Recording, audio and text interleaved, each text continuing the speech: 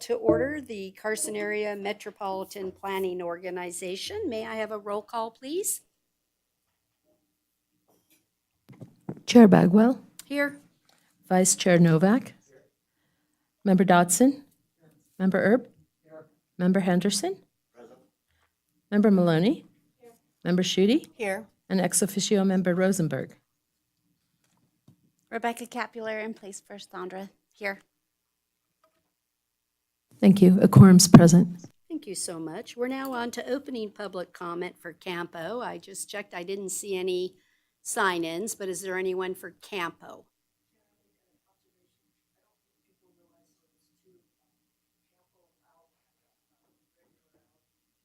Well, they signed up on one, but I'm asking if there's anyone for CAMPO. Okay. Did you have CAMPO comment? Come on up. Hi, this is Denny French. I appreciated some of the clarification that I was able to find, but I also have some concerns with my ability to tell which is going to be a priority and such through what I was able to find. And so I'm looking for clarification on that before the vote. That would be item, well, you can all figure it out. But the main thing is that with my few minutes here, I would like to also add, since it is open comment, that we're looking at spending $6 million on parks. And I would like, instead of artificial turf being considered, which That is not before CAMPO, has no jurisdiction of CAMPO. well, board. yes, well, I'd like to put this in because it has relation to the road. Not to CAMPO, but But Campo doesn't certify that particular area's road CAMPO would have no jurisdiction over the discussion. of the road. Or there is a street there, isn't there? But it's not under CAMPO jurisdiction, Oh, so who would that be under, streets? RTC side. Next All one. right, so a little Next one. early on that one. Thank you. That's okay. You can come back. Thank you. You're most welcome. Is there anyone with a CAMPO? No? Okay, then we're going to move on to agenda item number 4, approval of minutes of July 10th. Does any member have any corrections, changes, or updates needed? Didn't receive any, then I'll accept a motion for approval, please. I'll move to approve the minutes as presented. I'll second. I have a motion and a second. All those in favor, please say aye. Aye. Any opposed, say no. Let the record reflect it was unanimous. Now we're on to agenda item 5A, which is discussion and possible action regarding an amendment to the CAMPO, turn this over, 2050 Regional Transportation Plan. Ms. Norman, are you going to take us through the highlights of changes? Thank you, Madam Chair. The CAMPO 2050 Regional Transportation Plan adoption was approved in January 2021. The RTP is a long-term planning document for metropolitan planning organizations that's updated at least every 5 years to confirm its validity and consistency with current and forecasted transportation and land use conditions and trends. This item addresses the amendment to the 2050 RTP to include the most recent plans and projects affecting the region.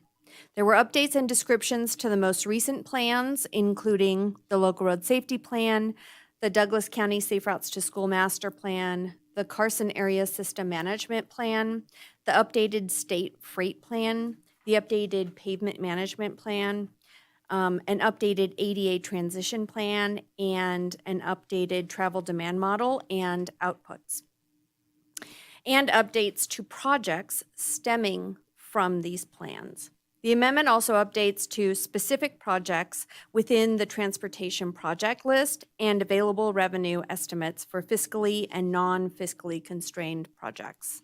Additional edits to Table 4 to the county jurisdiction gasoline taxes will be made to reflect the current revenue fuel revenues. CAMPO staff have been coordinating with the Federal Highway Administration, the Federal Transit Administration, and the Nevada Department of Transportation in advance of this amendment, with no concerns noted. In addition, CAMPO offered a 30-day public comment period from July 8th through August 7th, 2024. No public comments have been received. CAMPO staff is planning an extensive public and stakeholder outreach, update, and readoption of the Regional Transportation Plan, which is planned to be completed in January 2026, as detailed in Work Element 2 in the current CAMPO Unified Planning Work Program.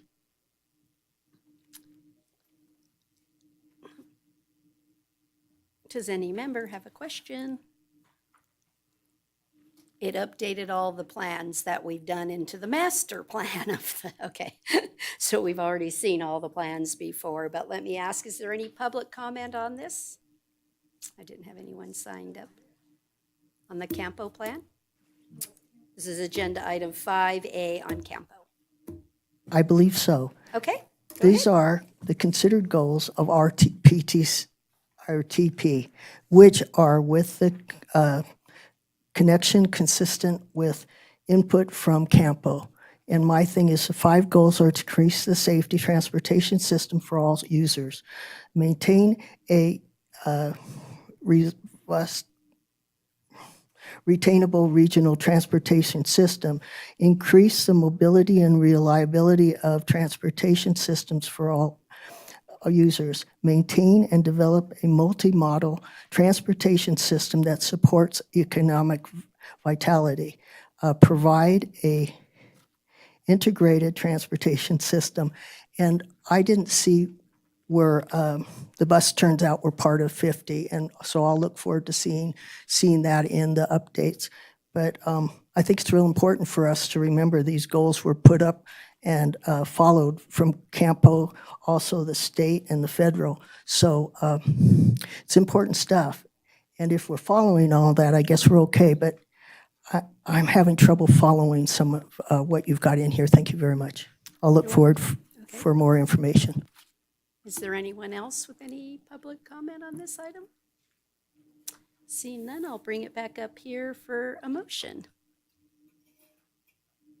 Let's do this. Member Schutte. I move to approve the amendment to CAMPO's 2050 Regional Transportation Plan as presented. I will second. I have a motion and a second for approval. All those in favor, please say aye. Aye. Any opposed, say no. Let the record reflect that was unanimous. We'll now move on to agenda item 5B for CAMPO.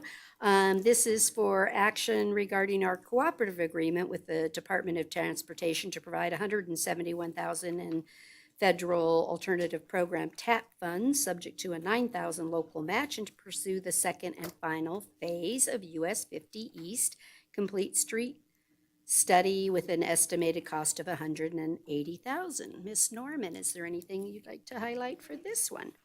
Yeah, this item details the agreement between CAMPO and NDOT for TAP funds for the second and final phase of the US 50 East Carson Complete Streets Corridor Study. Staff is working on amending the contract with Parametrics for this second phase, as well as the scope to incorporate the CAMPO board comments received from the first phase. Does any member have any questions or Just had- comment? Yeah, I just had one comment that I'd mentioned it to staff already, that I know we're looking at the 50 corridor, but especially in Carson City, there's a master plan update that's going on. So I just want to make sure that those are being coordinated, and I was informed that they are. So just want to make that clear. Perfect. Any other comments or questions? Seen it? Okay, is there any public comment on item 5B? Okay, seeing none, I'll bring it back up here for a motion, please. Ms. Maloney? I move to approve the agreement and to authorize the transportation manager to sign the agreement as well as future amendments to the agreement that extend the time for performance or approve funding changes not to exceed 10% of the present agreement amount. I second. I have a motion and a second for approval. All those in favor, please say aye. Aye. Aye. Any opposed, say no. Let the record reflect it was unanimous. We're now on to agenda item 6A. These are non-action items. Our transportation manager's report. Mr. Martinovich, please. Thank you, Madam Chair. Chris Martinovich, Transportation Manager. A couple of items I wanted to touch on briefly, and probably in the category of maybe 6B here more so than 6A in regards to upcoming items. We are working on finalizing our our scope and contract with a contractor to do a next pavement survey. So CAMPO funds the pavement survey for Carson City, in this case, is working with Douglas County as well, incorporating that together. So we'll be working on an interlocal agreement between CAMPO and Douglas County for a survey to be conducted in all of Carson City as well as Douglas County. And we're working on negotiating that with our selected consultant going forward. So anticipate that in a future board meeting for that contract and that cooperative agreement. Is that going to be all of Douglas County or just the valley? The whole thing? John Arp for the record. We're hoping to do all of the valley, Well, the valley, okay. update our, Thank yes, you. our PCI index. Big. Yeah, Big contract. excited to incorporate that. Also willing to continue our coordination with Lyon County. If a pavement survey is wanted in the future, we're happy to continue to look for opportunities to fund that in the CAMPO region of Lyon County. So we've had some coordination with the county manager on those ideas. So next month, we're also bringing an update to the Title VI plan for CAMPO. This update is required based on a review that was conducted by NDOT this past summer. And so some amendments and revisions to the Title VI plan will be pending. We'll bring those to the board next month as well. We're working on that effort. As mentioned and as approved by the agreement today for US 50 Phase 2 and the funding from NDOT for that project, we'll be working with parametrics to finalize the scope based on all the comments that we received, as Kelly mentioned, and bringing that forward as well, as that amendment forward for parametrics as well. And then lastly, work continues on our zero emission transition plan to look at modernizing and updating, looking at alternative fuels for our transit fleet, as well as impacts and alternative fuels to our fleet maintenance and fleet services operations. So that report's going tentatively scheduled for a draft report to this board next month as well, but still working through some details on mechanisms and some of the funding and how that may or may not work. So more to come on that, but progress is being made on that one as well. The last thing I wanted to mention was in regards to a presentation we made to the Lyon County Board of Commissioners a couple of weeks ago related to the local road safety plan and the phase 1 of the US 50. We received some good input from that Board of Commissioners, and we can take that feedback and we can incorporate it into the next phase of US 50 and continue to work with Commissioner Henderson as well as other stakeholders in the area, such as NDOT, and how we can advance that study to get a little something that works for both sides, both counties, both Carson City and Lyon County. So more to come on that. And to Commissioner Novak's point, we have met with Carson City's Community Development Division on their vision changes related to the master plan, specifically to US 50, and we need to keep an ongoing dialogue with them to see how their changes to the master plan relate to our changes to the corridor study and ultimately the regional transportation plan. So that's the summary I have with that. I'm happy to take any questions. Does any member have a question? And not a question, just a comment. I wanted to thank both you, Mr. Martinovich, and you, Ms. Delson, for coming out and attending our meeting. We get presentations all the time, and very rarely do I get feedback on them. But I got good feedback on both of you, and I actually heard that you gave the best presentation someone ever seen on traffic safety. So thank you guys very much for being out there. Appreciate it. Thank you, Commissioner Henderson. Okay. All right, anything on 6B or anything else you needed to? I have nothing additional to add. Okay. Then we will move on to final public comment for CAMPO. Is there any final public comment for the CAMPO board? Okay, seeing none, then we're adjourned as CAMPO, and we will reconvene at 10 minutes till for RTC. Thank you. One down.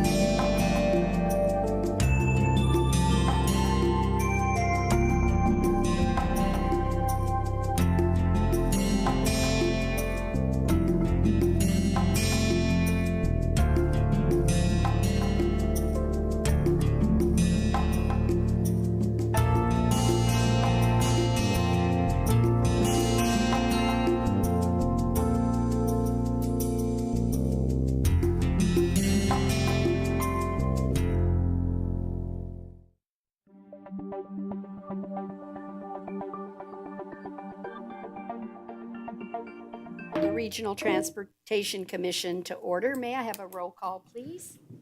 Chair Bagwell, Here. Vice Chair Schutte, Here. Member Dodson, Member Novak, Here. Member Maloney. A quorum's present.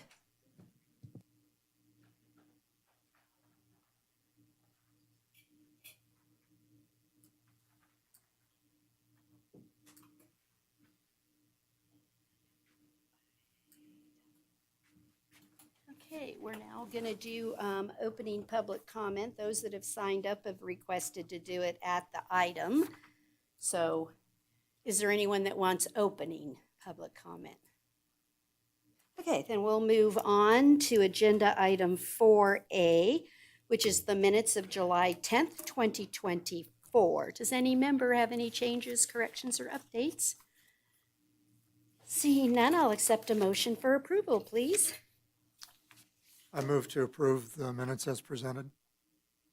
I will second. I have a motion and a second by the gentleman. All those in favor, please say aye. Aye. Any opposed, say no.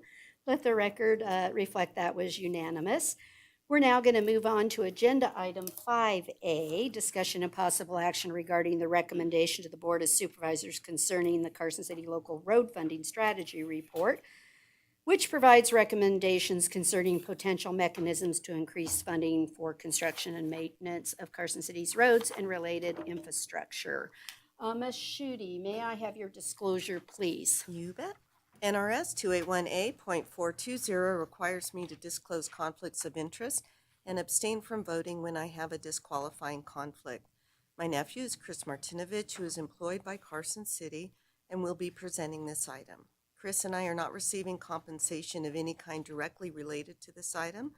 It will not foreseeably impair or enhance the terms of his service with the city, and we're not affected by the outcome of this item to a greater degree than any other resident of Carson City.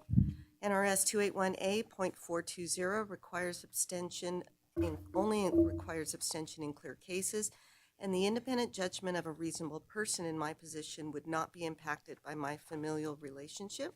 Therefore, I do not have a disqualifying conflict, and I will be voting on this matter.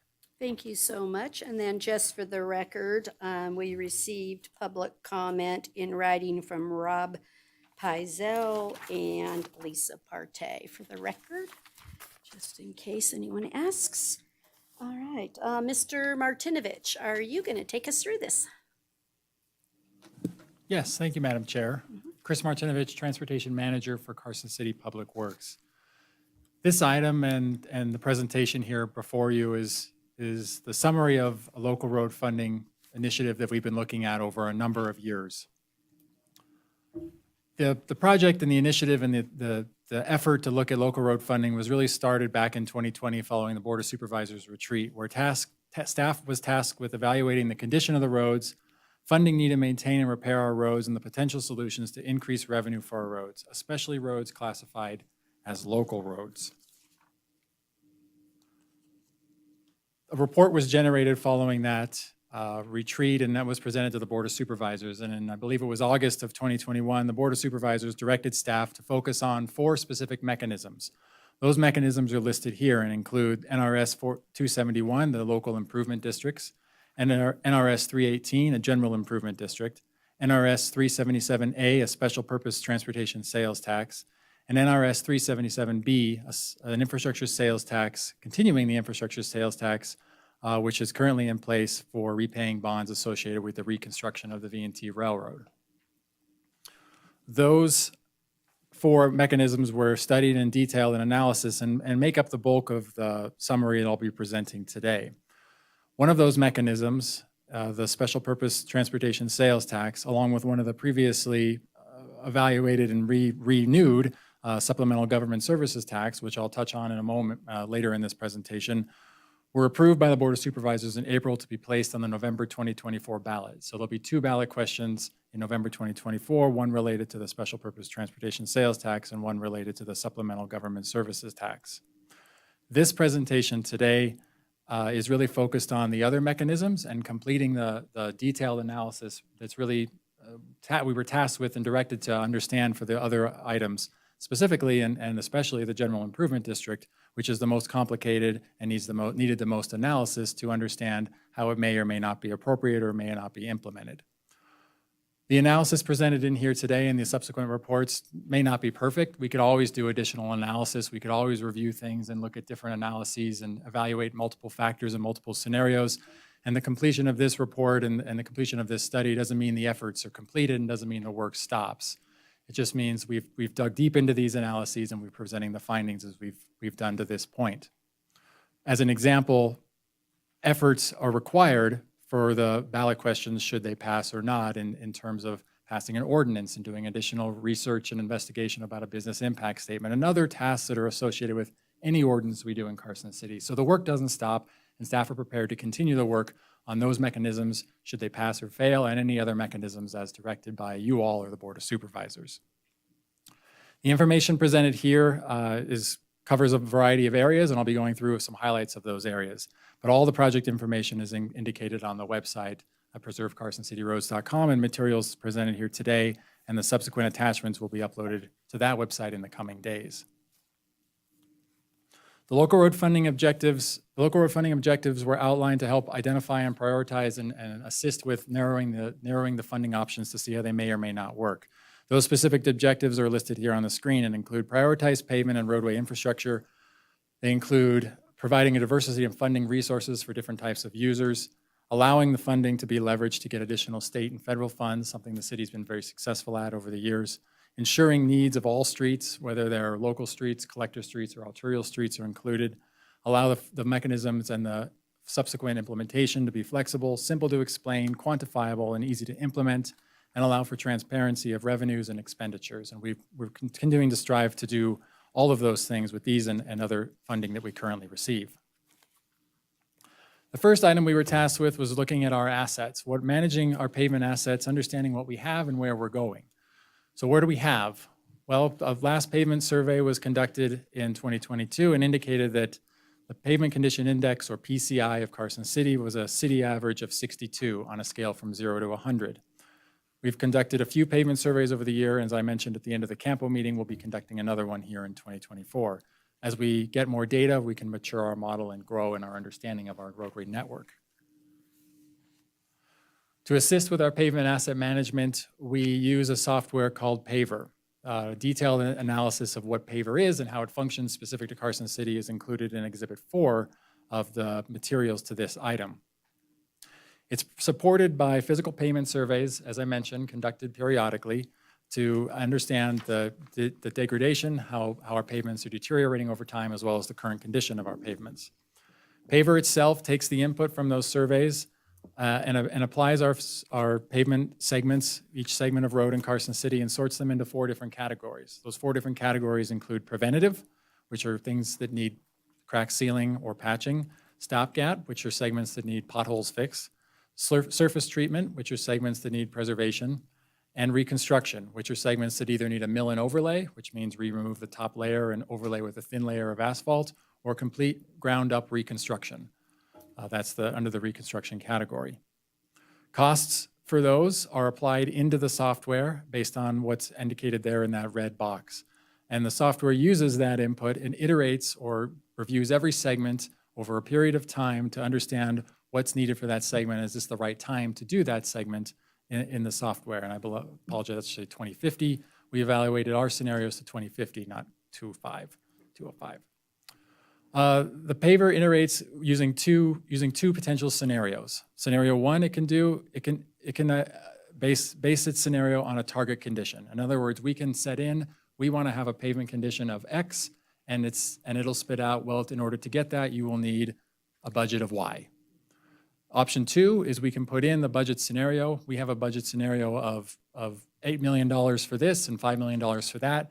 And it says, oh, okay, well, if you apply that over a period of time, you're going to get a PCI of whatever you get out of Y. Again, Z, we can call it Z. And so there's 2 different scenarios that Paver can output, and we've used those scenarios to varying degrees in our analysis. This results in our ability to project into the future what our pavement conditions are and what our pavement conditions will be, and how that assesses and how those costs are generated through the software analysis. Every time we do a pavement survey, every time we update the model, the results are going to change. And so we, as an example, we recently completed paving on Winnie Lane. We recently completed paving over on 5th Street. Those will be put into the paver model, and if this model were run again with those segments, we would get a different output than we did previously.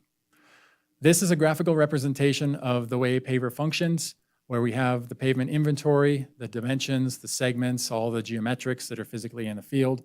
We add to the pavement condition. Those are the thresholds that we use, as this board have seen many times. The performance modeling is characteristics of the pavement itself. This is based on factors of the oil type and the aggregate types and the wear and tear, and that's the modeling component. We can update that and change that as we learn more about our pavements, and we do that as we do surveys. We also talk about the next section there as it moves into the maintenance cost, and that's where it's separating the roadway segments out into the different categories that I outlined previously. It then applies a prioritization guideline. Our system is set up to prioritize arterials first, collectors second, and locals third. When we add in budget scenarios, that can be overridden when we specifically for, as an example, scenario 2, $7 million for local roads, we override that prioritization specific for a budget scenario, which then ties into that budget scenario analysis where we can analyze those different metrics and those different criteria based on those operating functions that paver has. And as I said, the results change with time as we learn more about our road network.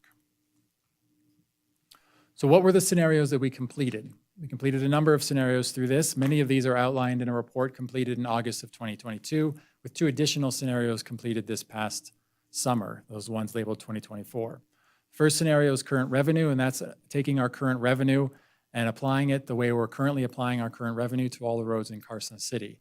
That's one of the scenarios. The second revenue scenario we applied is say, let's keep that all the same, and let's just say we doubled the local revenue sources that we receive. That was the second scenario. What is the PCI result?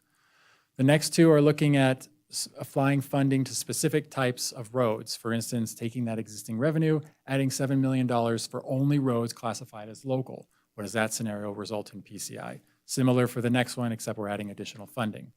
These last 3 are targeting a particular condition. So they're not looking at the budget, they're looking at what do we want to meet? What is the target PCI? So maintain current condition. Let's see what's it going to cost to maintain a PCI of 62? What's it going to cost to maintain a PCI of 70 for local, 70 for regional, 50 for local, and so on for those other 2. So we ran those scenarios using the paver analysis. I wanted to note that while 2 of these scenarios were run based in 2024, we reopened the model from 2022 as it was when we ran the previous scenarios and reran them using these new ones. So it's an apples to apples comparison. There were no changes to the network from the previous scenarios. So it's consistent across those standards. And you can refer to exhibits 2 and 3 for the details of these analyses. So what were the results? Well, it puts out two outcomes come from these, 2 ways to display these scenarios. The first is sort of the budget analysis.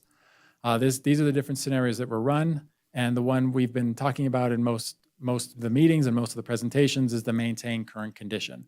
And so the cost to maintain current conditions, and according to our paver database, is $25.45 million annualized or per year to the year 2050. You can see the budget scenarios for the other outcomes for the other scenarios ran through this software. Alternatively, when we look at what's the PCI, what's the PCI outcome for those same scenarios? So the blue line, which is on the bottom of the graph, but the top of the legend there is the current funding, and the dotted green line on the top of the graph, but the bottom of the legend is the target 75-70. And then you can see the corresponding PCIs in the table to the right of the screen there. And so you can see that different scenarios and applying funding in different ways results in different PCIs across the city.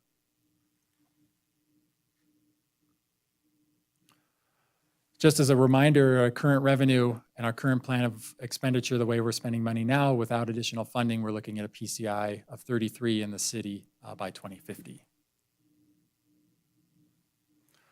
So the summary of the funding scenarios is that any additional funding revenue, regardless of its funding source, any additional revenue is needed to maintain Carson City's roads, and it will improve Carson City's roads. Under the current scenario of maintaining current condition, we estimate that it'll take about 30 years to get to every road in Carson City, assuming we had enough funding to maintain the current condition. By 2055, the expectation is we could probably touch every road in Carson City. A dedicated funding source to local roads has additional benefit to the city's PCI average, which makes sense, as 71% of Carson City's roads are local roads. When you're applying funding dedicated to 71% of the roads, you're going to see a little bit more benefit for those dollars being spent. So that's reflected in the scenario. Under something like scenario 2, staff estimate that all regional roads and about 52% of local roads would be maintained by some form by 2050. So we'd be able to we get to all the regional roads and about a little over half of all the local roads by 2050 under that type of funding scenario. This pavement data reporting is, of course, subject to future data collection and more analysis and maturity of our model. As I said, as we collect pavement surveys, we have a better understanding of how pavements deteriorate, not only across Carson City, but in specific regions of Carson City. We anticipate that with completion of this next pavement survey, we can continue to refine our model and even develop some additional performance curves, not citywide, but maybe regionally. We're hoping we can get that good of a data this time so that we can have better modeling accuracy going forward. But we're working with what we've done in the past from the previous 3 surveys. So that was the first part related to managing our assets and understanding our pavement condition and where we will be and where we want to be.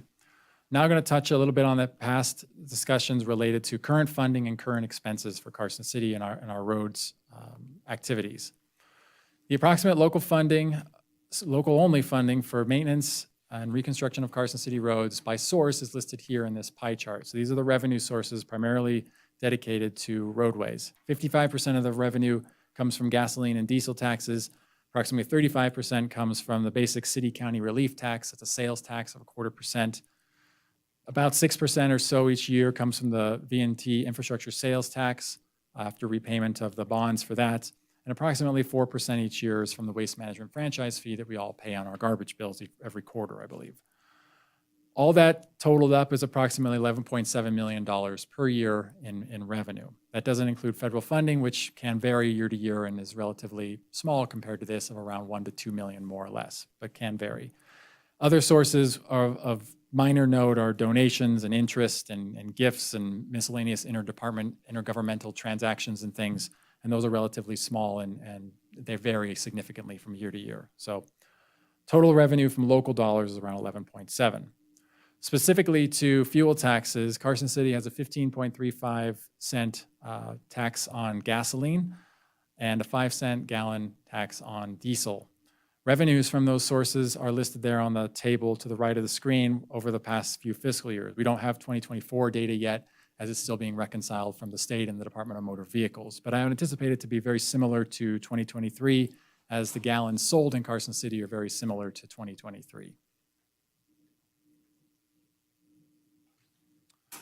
When we talk about expenditures, we're talking about a number of items. And so when we back out items such as debt services, repayment of bonds for previously constructed projects, maintaining of vehicles and operating of vehicles by our street maintenance crews, services and supplies to operate as a city for our street maintenance and transportation division, for the operation and maintenance of our traffic signals, and for snow removal and those miscellaneous expenditures, there's approximately $4.5 million on average available per fiscal year to provide to maintenance and reconstruction of Carson City's roads.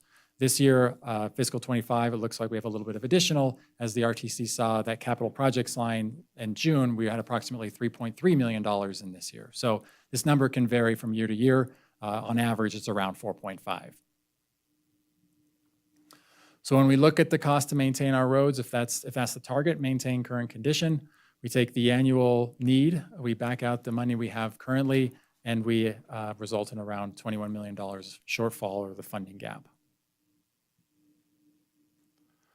Once we identify the funding, once we have funding for projects, we're going to move into project delivery. How do we go about identifying and delivering and building projects in Carson City? And this is done through the process outlined in the pavement management plan, specifically for identifying and prioritizing projects. The current version of the plan was adopted in 2023, but the process has been in place since 2018. The plan outlines the general process for identifying and selecting projects and goes through a step-by-step process of how to obligate those funding using selected criteria. Our goal in the pavement management plan is to keep the good roads good because reconstruction is expensive. So that's been the priority and the effort to this point. Just an example, this is a table here from fiscal year 2021 back in 2020 that was presented for District 3 transportation projects, and you can see the scoring process used then and how we've gone through and identified that.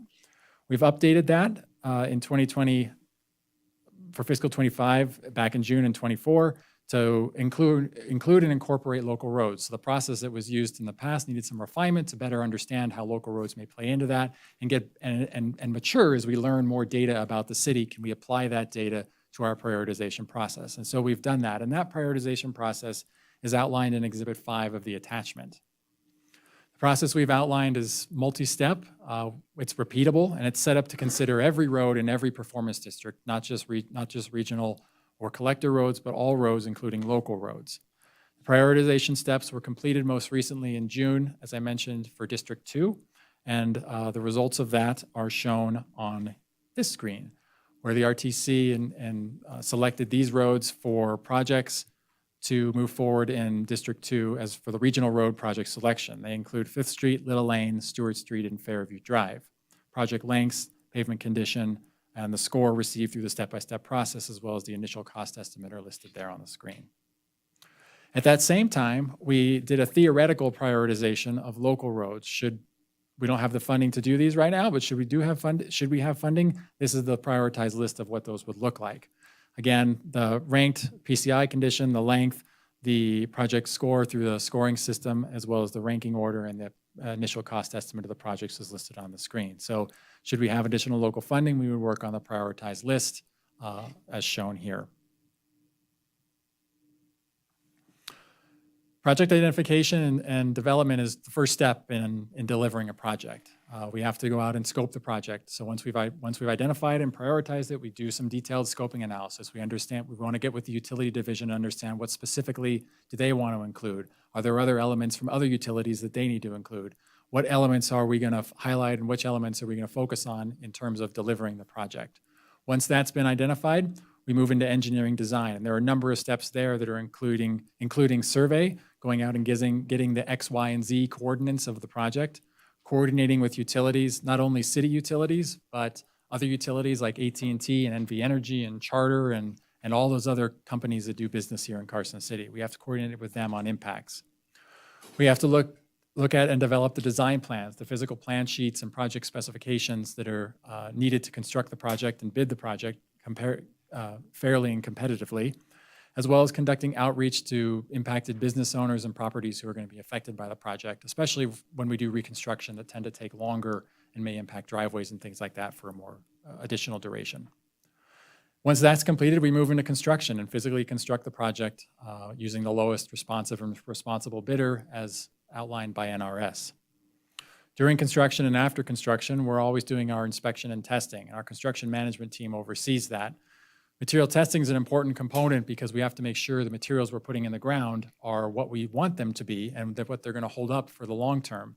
And our inspectors are out there making sure the work getting done is in compliance with the way we want it to be done and the way it's expected to be done through nationally accepted practices.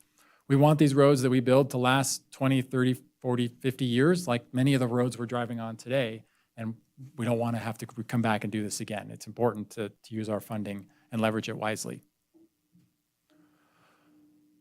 In order to deliver projects, it also takes project staff. And so Carson City's staff, this is the current list of staff that are used to deliver transportation projects.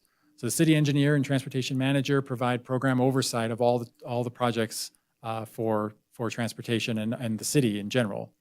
Transportation engineer is responsible for project identification, scoping, and design reviews throughout the process of the design. Project managers are responsible for the overall day-to-day activities of the project, and they oversee the development of the plans and coordination with those utility companies I mentioned. Our accounting staff makes sure we're tracking grants and moving funds to where they need to go and paying our bills associated with contractors and other people that are hired as part of the project to do the work, like material testing firms as well. Our designers prepare the projects. We have 3 designers. They prepare the plans and project documents and get them ready for bidding. Once that's completed, our construction management team takes over, and our construction manager oversees the construction activities, while our inspectors coordinate the day-to-day inspection of all the projects in Carson City, not just transportation, but all of the projects in Carson City.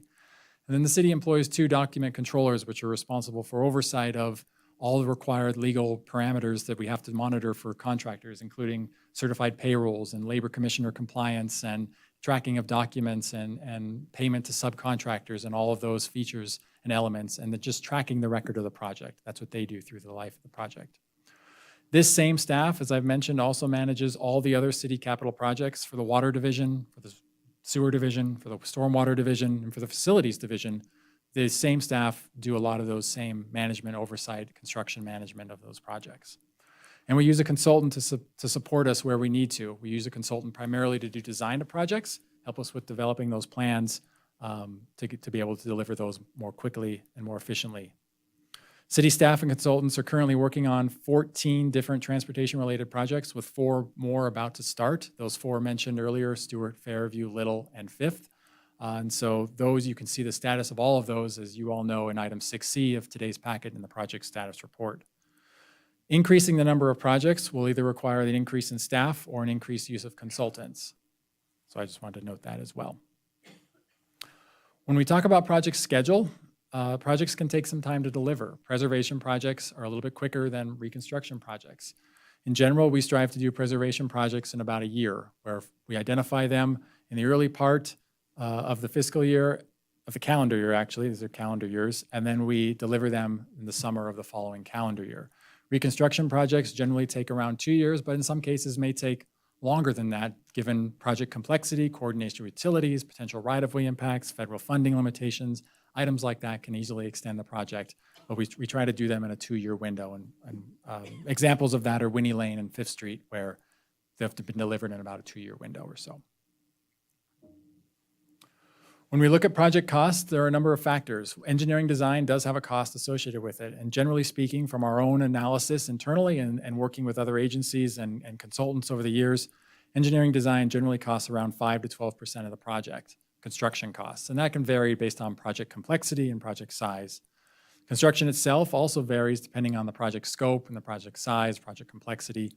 And that's the bulk of the project cost, is the construction. And then inspection and testing is generally around 1 to 3% of the total construction costs. And again, that's for that material testing and those inspection guys that are out there making sure that the work's getting done the way we want it to be done. And just as a reminder, I'll reiterate again that reconstruction is expensive and preservation is less expensive. And so this graph, we've seen this before, shows the green lines are preventative maintenance and the red lines are major reconstruction. And you can see the cost as pavements degrade, the cost increases. In addition to all of that, we have to report on how we're doing for our projects. And we have to consider a number of other requirements when we deliver and design and construct projects. And one of those is safety. We want to make sure we're complying with safety in our local road safety plan. We want to make sure we're identifying known safety issues and trying to address those, not only for vehicular users, but for all users of the transportation system. So we consider that in our processes. Federal funding also has additional limitations and uses we have to be cognizant of. And so we work through those steps. Things like environmental reviews under the National Environmental Policy Act require some additional steps that we have to consider through the project. We look at our projects and make sure we're taking into account ADA accessibility and looking to see where we can make upgrades in accordance with our ADA transition plan so that all users, whether you're in a wheelchair or visually impaired, can continue to use and travel across the city. Complete streets elements associated with the complete streets policy, as well as NRS requirements to consider complete streets elements in all of our projects. And so we do that and consider them where they're appropriate. And then projects being conducted by others, whether they're development projects, whether they're projects by the state agencies like NDOT or other agencies, that can factor into when and how we deliver projects and prioritization efforts. So we consider all of that going forward. On the reporting side of things, we provide the annual report to the RTC of our projects that we're moving forward with. We've done that for a number of years, and we continue to do that annually, typically in the June timeframe. The project status report is our bi-monthly report of current activities to the project, and that's also available not only in the packet today, and it will be in the packet again in October, but is also posted online at this link, along with a map of the active projects. That map will be updated in the coming weeks to include those 4 new projects that I recently mentioned. And we track the revenue received monthly from the various accounts on the item 6C as well as in this packet, and emphasis on every month for the different revenues that transportation and street operations use for street maintenance and reconstruction activities. So that brings us to the local roadway funding options. We've looked at the assets, we've looked at our funding, we've looked at how we deliver projects, and so the last task was to look at local roadway funding options. So again, the effort started with the Board of Supervisors in 2020, where we were tasked with looking at options to increase revenue for local roads, specific local roads, but really all roads in Carson City as well. Further input was received over the years from the RTC and the Board of Supervisors. And again, that bigger list was narrowed down in 2021 to those mechanisms mentioned. 2022, this effort, the Preserve Carson City Roads effort, is really when it kicked off. And we were tasked with looking at these 4 mechanisms, as well as conducting outreach and doing the analysis associated with those 4 to understand what may or may not work for those 4 specific mechanisms. Research and analysis continued through 2023 and 2024 on those various mechanisms, and we're here today to provide the general summary of the project. Just as a reiteration of some of the previous mechanisms that were analyzed, they're listed here on the screen. Many of these were included in that initial report following the 2020 retreat. However, additional ones, such as the parcel delivery fee, were also studied as part of the state's advisory working group on sustainable transportation funding. Other ones, such as the diesel tax that recently passed in 21 and an increase to the sales tax, a gasoline tax, I should say, failed back in 2016. So as mentioned, these are the 4 mechanisms that we were asked to evaluate. In addition, at the time, the supplemental government services tax was eliminated from further consideration, but further analysis into the revenue potential of that particular mechanism kind of reinvigorated it. And so we started studying the supplemental government services tax again, and thus have brought it forward to the Board of Supervisors, who have approved it to go onto the ballot in 2024. So there's actually 5 mechanisms we're looking at in total. Detailed summaries of each of these mechanisms are documented in the various reports and attachments to this item, as well as on the project website. And I'll refer you to the local road funding strategy included in Exhibit 1. The 5 mechanisms are outlined at a high level here, along with their potential implementation methods. As mentioned, the 2 for the ballot, they must pass to be implemented to allow the Board of Supervisors to pass an ordinance to impose those taxes. The revenue potential for each of those 5 mechanisms is shown here on the screen. Local improvement districts varies because it depends on the size of the district that's created, so it's really hard for staff to try to estimate who may be involved in that local improvement district, so that one has a lot of varying potential in funding. But with that concludes the portion I was going to do. I'm going to hand it over to Catherine Hansford to talk a little bit more specifically about the GID funding strategies, outreach, and next steps.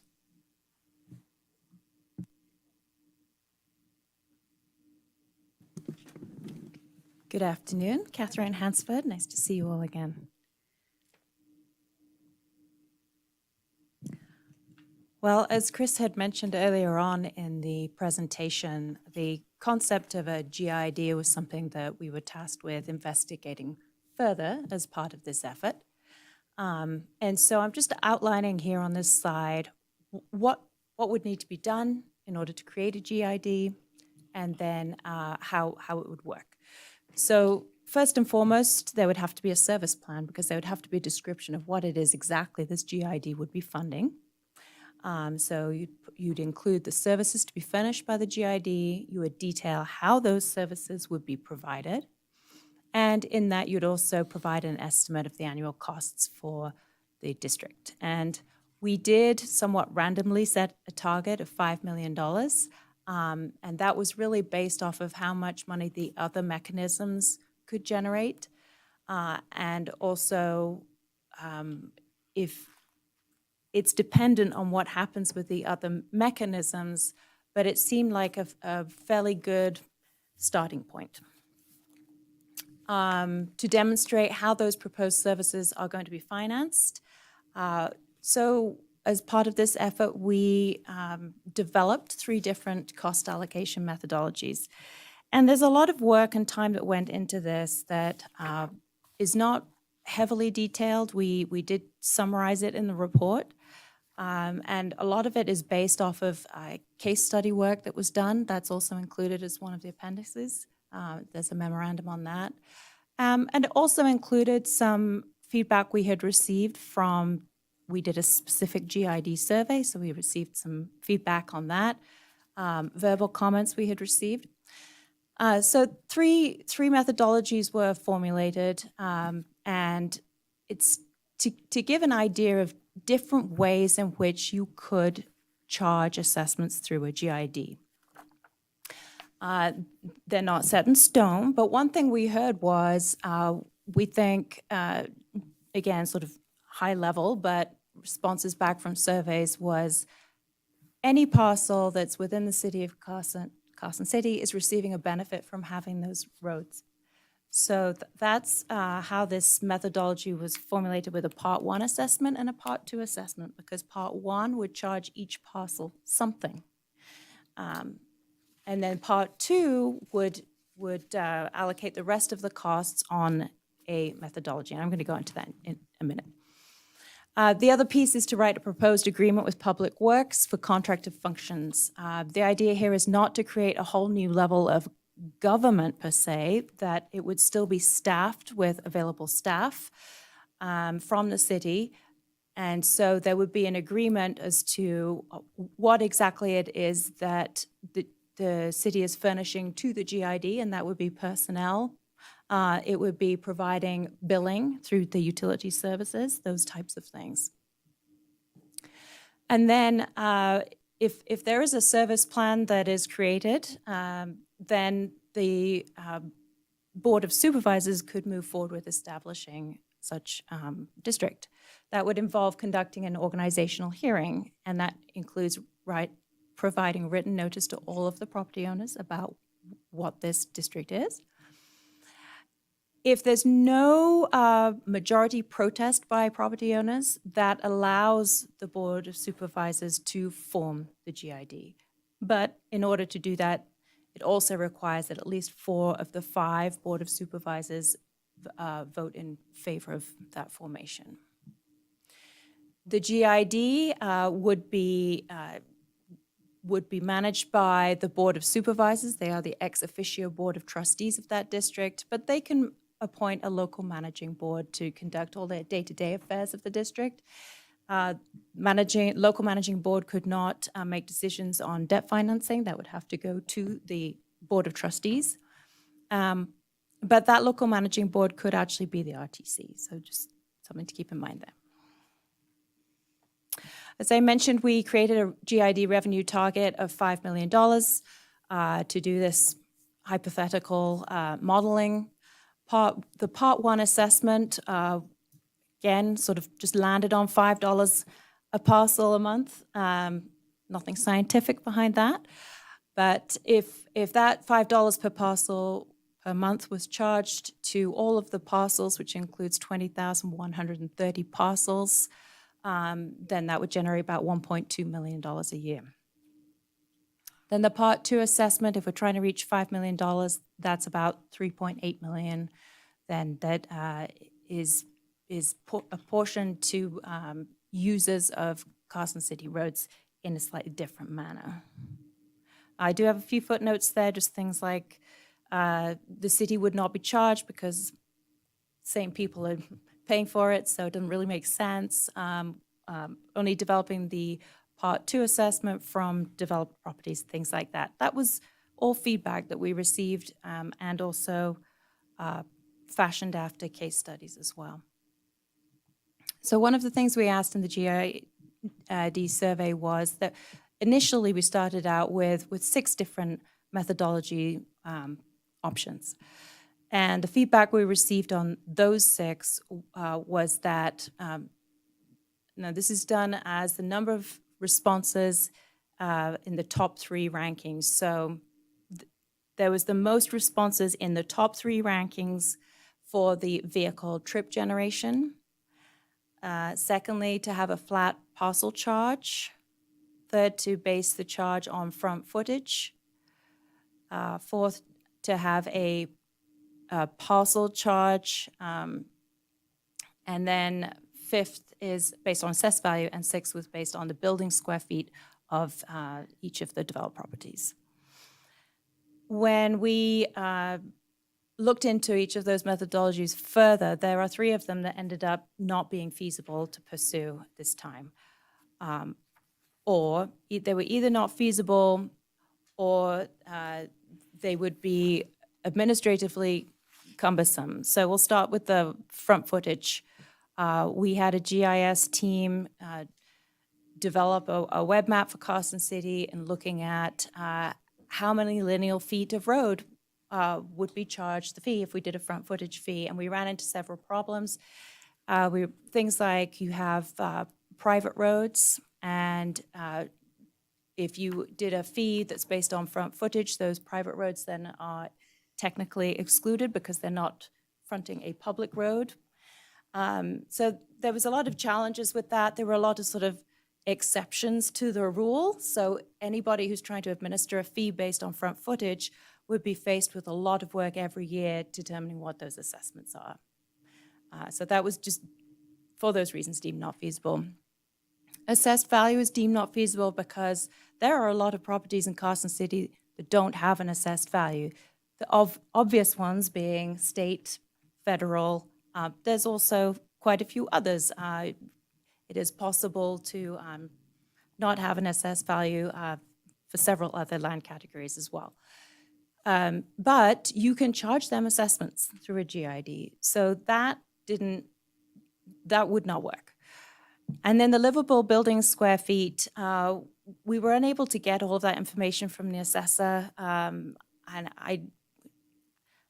I thought we would be able to get that, but we weren't able to get it. So that was ruled out as an option too. So we were left with 3 different methodologies that we looked at. Quick summary on some of the things that went into the construction of the cost methodologies. First, I've already mentioned city properties not paying. The second was that undeveloped properties would only pay a Part 1 assessment because they're not generating any traffic. And then lastly, that areas like common areas and open spaces and unbuildable lots and cemeteries would not be charged. So those were all built into the model for all 3 of those methodologies we had. Yes. Thank you. On the past slide, for the record, can you provide clarification? Are state and federal, any state or federal properties included in the assessments, in the assumptions? Yes, they are. Thank you. Yes. The only properties that are, the only other properties that are not included is school district property because they would have to provide consent for that. So these 3 different methodologies, I was trying to find a way to simply kind of describe each 3. It's quite hard to simply describe them. But method A was based on lot square footage. So property owners would pay the assessment based on their lot size. Method B, I should mention too that that's based off of a model that's used in Montana. That's how they do it. There's one city with a citywide district, a couple of others with not citywide districts, but encompassing a large area. Method B incorporates trip generation into the model, but it's basing the assessment off of acreage in relationship to residential acreage. So the number of trips being generated in relation, it's rather like when you have ED, I don't know if you're familiar with equivalent dwelling unit type of analysis with water or sewer, but it's similar to that. We're looking at the relationship of different land uses and how much traffic they generate, but on a per acreage basis compared with a residential land use. And then method C was moving as far as we could with the data we have to a trip generation model. And a lot of the case studies that we looked at using as good examples, they do use the building square footage for that, but we don't have the ability to get all that building square footage, so we did it on a per acre basis for non-residential and a per unit basis for residential. And then just to reiterate, all methodologies use that same Part 1 assessment, $5 per parcel per month, and then this is just Part 2 that is where we have the 3 different methodologies. So a potential impact for a single-family home, we looked at a couple of different lot sizes just to give an idea because of the way these different methodologies work. Under method A, the larger your lot is, the more that the home is paying in the assessment. And method B, that's reduced because now we are taking into account trip generation. And then method C, it's the same because in method C, the model is saying that it's a home. It doesn't matter how big your lot is, but your home is generating about the same amount of traffic on average a year as a home that's on a smaller lot, for example. Okay, so I'm going to provide a summary on the public input. We held, Carson City staff held 3 public workshops, 2 of them in October 2023, and those were identical. It's just that we wanted to give people in different parts of town the opportunity to come to one of the workshops, and a 3rd workshop in March. In addition to that, city staff have provided other outreach activities and given presentations to several local community groups. And of course, we have been presenting at RTC and the BOS as well. Workshop 3 in March, was when we really invited the public to vote on some specific items. So we had boards around the room, and I know many of you were there, so thank you for coming and listening. And we asked for the public to vote on 3 things. One was we asked them to give us a vote on what they wanted the city's streets to look like, and explaining that pavement condition index. Do you want the roads to stay as they are today? And put the dollar amount on there. Do you want them to be improved? Do you not care? And are you willing to let the city do nothing and the pavement to deteriorate? And the result of that is in this left-hand side, these blocks that they have stamps. So of the stamps, people put a stamp on what they wanted. And the most stamps was for improving the road conditions. Received 16 stamps. To maintain the current level, PCI received 8 stamps. To lower the PCI to 50, that's average for the whole city, 7 stamps. And then there were 3 stamps for do nothing. So, people clearly stated that they do want the city to do something, whether that be maintaining or improving the roads. The second thing that we asked them was to give a vote on the funding mechanisms that were presented, those 5 funding mechanisms that Chris described. And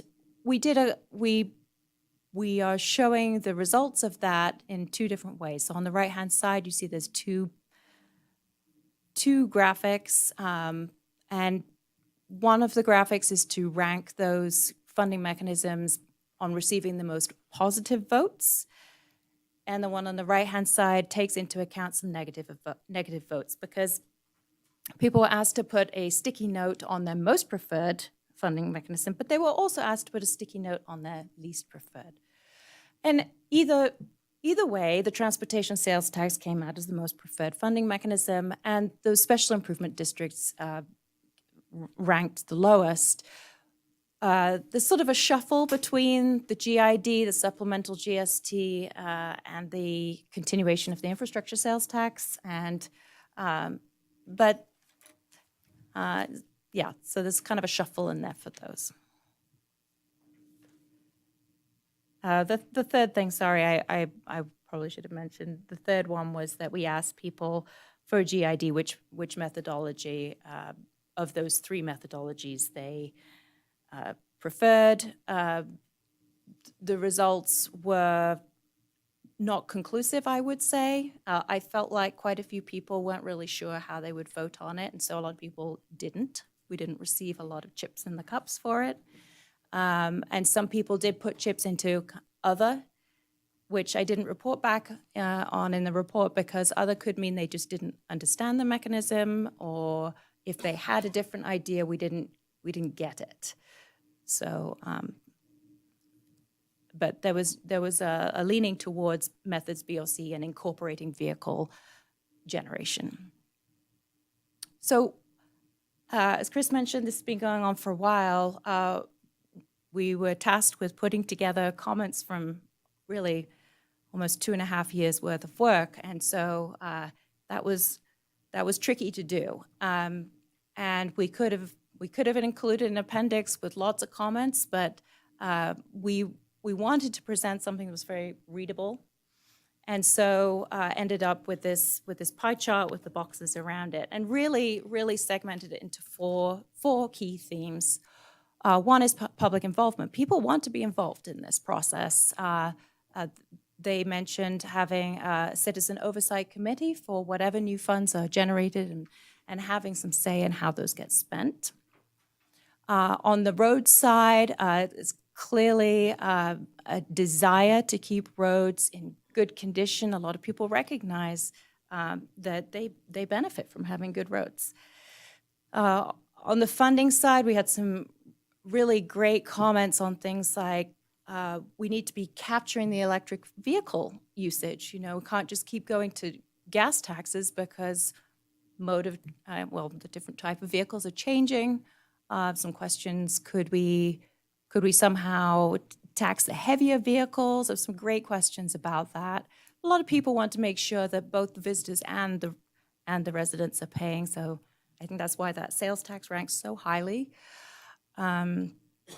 And that if there are some pressing projects that the city should be considering selling bonds to do that. And the fourth piece of that pie there is social equity. You know, there were some comments that seniors, you know, should be helped. Those on fixed income should be helped if possible, and also that state of the roads helps to protect the property values for all people who live in Carson City. And then there's just a picture there on the right just to show an example of one of the boards we had, and there's stamps that people could put on there. Okay, well, I'm going to wrap this up. So the funding strategy does end with a section on what to do next. The two ballot measures, they're going forward. The city's already made that decision. And those two options did rank highly in the voting exercise that we did. The funding strategy recommends in a kind of an initial phase and then a second phase, that the initial phase is seeing what happens with the vote, how those ballot measures fare with the public, and then going through some kind of decision tree process. There is an illustration of that in the report that's shown up here. What happens if both of them fail? What happens if one passes and one fails? Or what happens if both of them pass? The tricky part about writing this is that it really ultimately depends on where the city lands on the PCI and what's that acceptable pavement condition. So on the one spectrum, if both pass, I think staff and consultant feeling there is that don't pursue the GID. You've got plenty going on.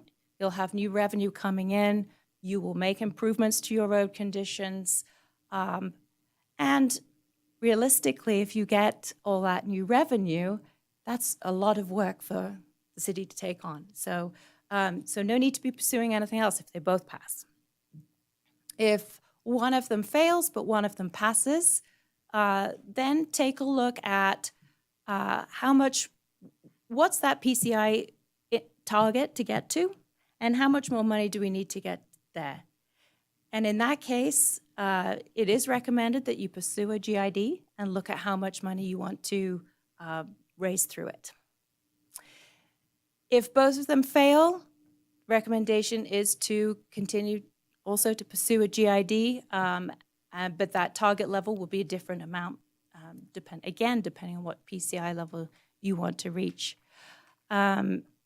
The other short-term initial funding strategy would be to continue that infrastructure sales tax because there's no impact to people. That's already being paid. It's just, diverting the funding stream to roads. And then, of course, to continue pursuing those grants that make sense. Writing grants is a lot of work, too. Trying to get them is a lot of work. But there are some certainly make sense, and the city's been very successful in doing that. And there could be certain projects that it makes sense to create an SID, even in conjunction with a grant as well. So, and then longer term, there are a couple of recommendations in the funding strategy. I don't think we were going to focus on that today. Okay, so do you want me to finish? Do you want to? Okay. All right, so the next steps then is to incorporate the RTC's comments and your directed actions. Already mentioned, evaluate the outcome of the ballot questions and engage staff on the next steps. Develop that expenditure plan for those 2 new tax revenues should they pass, including description of the project and cost estimates and implementation concepts. And then, as Chris said, the work doesn't stop. So continue to identify priorities and deliver road projects.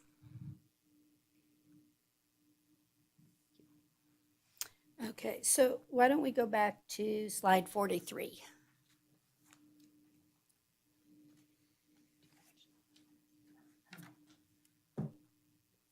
Okay, so when we look on the right-hand side, I think that what's important is, and maybe it's process that's gotten in our way here a little bit, but the Board of Supervisors had already reviewed the preliminary and draft proposals, and we already made our decision, and we implemented 1, 2, 3 on the right-hand side, which indeed matched what the public requested. So that was, well, I'll speak for myself because the rest of the Board of Supervisors isn't here, but that was the voice of the people, right, that they were requesting. And so I feel as RTC, it's a little difficult for us because the Board of Supervisors, who has the ultimate authority, has already made the decision.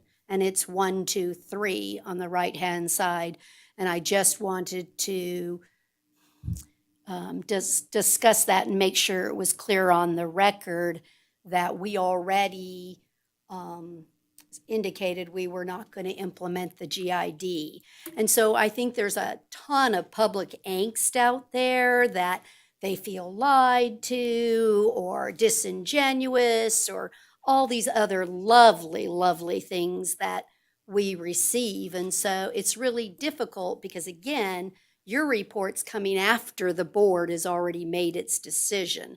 And so for me, the only thing that I can recommend from this level is exactly what the Board of Supervisors implemented, which was 1 and 2 go to a vote of the people, and 3 is the infrastructure from the VNT. So I just wanted to be clear on the record. It's not to say you did good work, bad work. I'm not going anywhere to any of that because the purpose of this is a report that shows you options that you have, but the Board of Supervisors has already made the decision.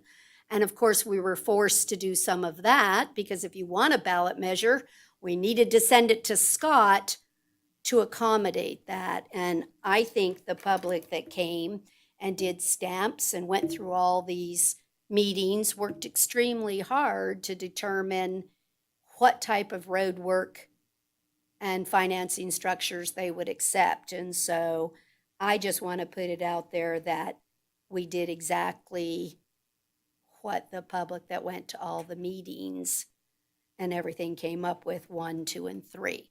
So I'm not, again, saying you did any poor work. I appreciate the work on the GID, but the board also made it quite clear that that board at that time, would not do a GID even without a vote of the people.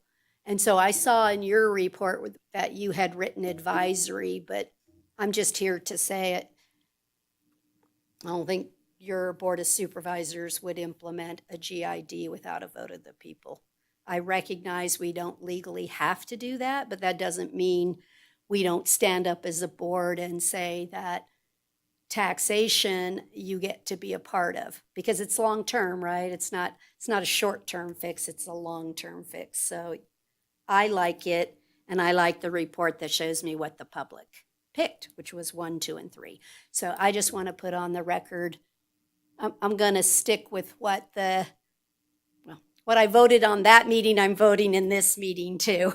So I'm going to be consistent and do 1, 2, and 3, but I leave other comments to others to discuss. Anybody else want to jump out there on thoughts? Sure. Greg, go ahead. I'm not elected, I'm appointed, okay? Yeah. And I have a different opinion. I went to these workshops, and from the voting end, you got 34 votes, right? And how many people in Carson City? So there's a lot of people who didn't get to vote. But realistically, what we've asked you to do is come up with some funding mechanisms to make up the shortfall. So I think the logical decision tree you came up with says we do with the ballot issues first and see how they turn out. And if they both fail and we still want to pursue additional funding, GIDs make sense. And, the amount of a GID can vary. And I think one of the sweet spots for me is there's people that would be paying it that don't pay property tax right now. State and federal offices, and, there's 21,000 parcels. That's a lot of money that can come in. And as far as, setting up another layer of government, I don't think that's the intent at all. There's additional city staff, and it sounds like just another funding mechanism that would come to the RTC. And there's lots of GIDs around Nevada. And, I'd rather not go there, but if we have to and we really want to fix the roads, what other options do we have? I don't believe anything's going to get any help from the state or the legislature coming up. This is going to be a Carson City issue to resolve. So with that, I'll be quiet for now. Anybody else? Well, go ahead, Mr. Dotson. I feel similar to Greg's comments. I just feel like what happens if the ballot measures go down? It seems like there's a lot of good work here, that's supportable that we could, as the RTC continue to examine the what ifs from there. And I wouldn't see that in conflict with the direction from the supervisors until, the outcomes are clear as to where we stand on those. Well, I think that's true too. Obviously we see what happens and then you're forced to make decisions. I'm just saying for now, I'm going to support 1, 2, and 3. All bets might be off, right? 4 years from now, okay, none of that's working and we're still not getting where we want to go with the PCIs, or that the public is still not satisfied with how much we're getting done, right? So I think there's always a chance to come back, but it would come back through the RTC and be recommended and then back up to the board. So I guess maybe I want to reiterate this a little bit differently, that for now, it's for me 1, 2, and 3. That's what we committed to. That's what the Board of Supervisors committed to. And then we see where it all lands, and you come back and find out. Hopefully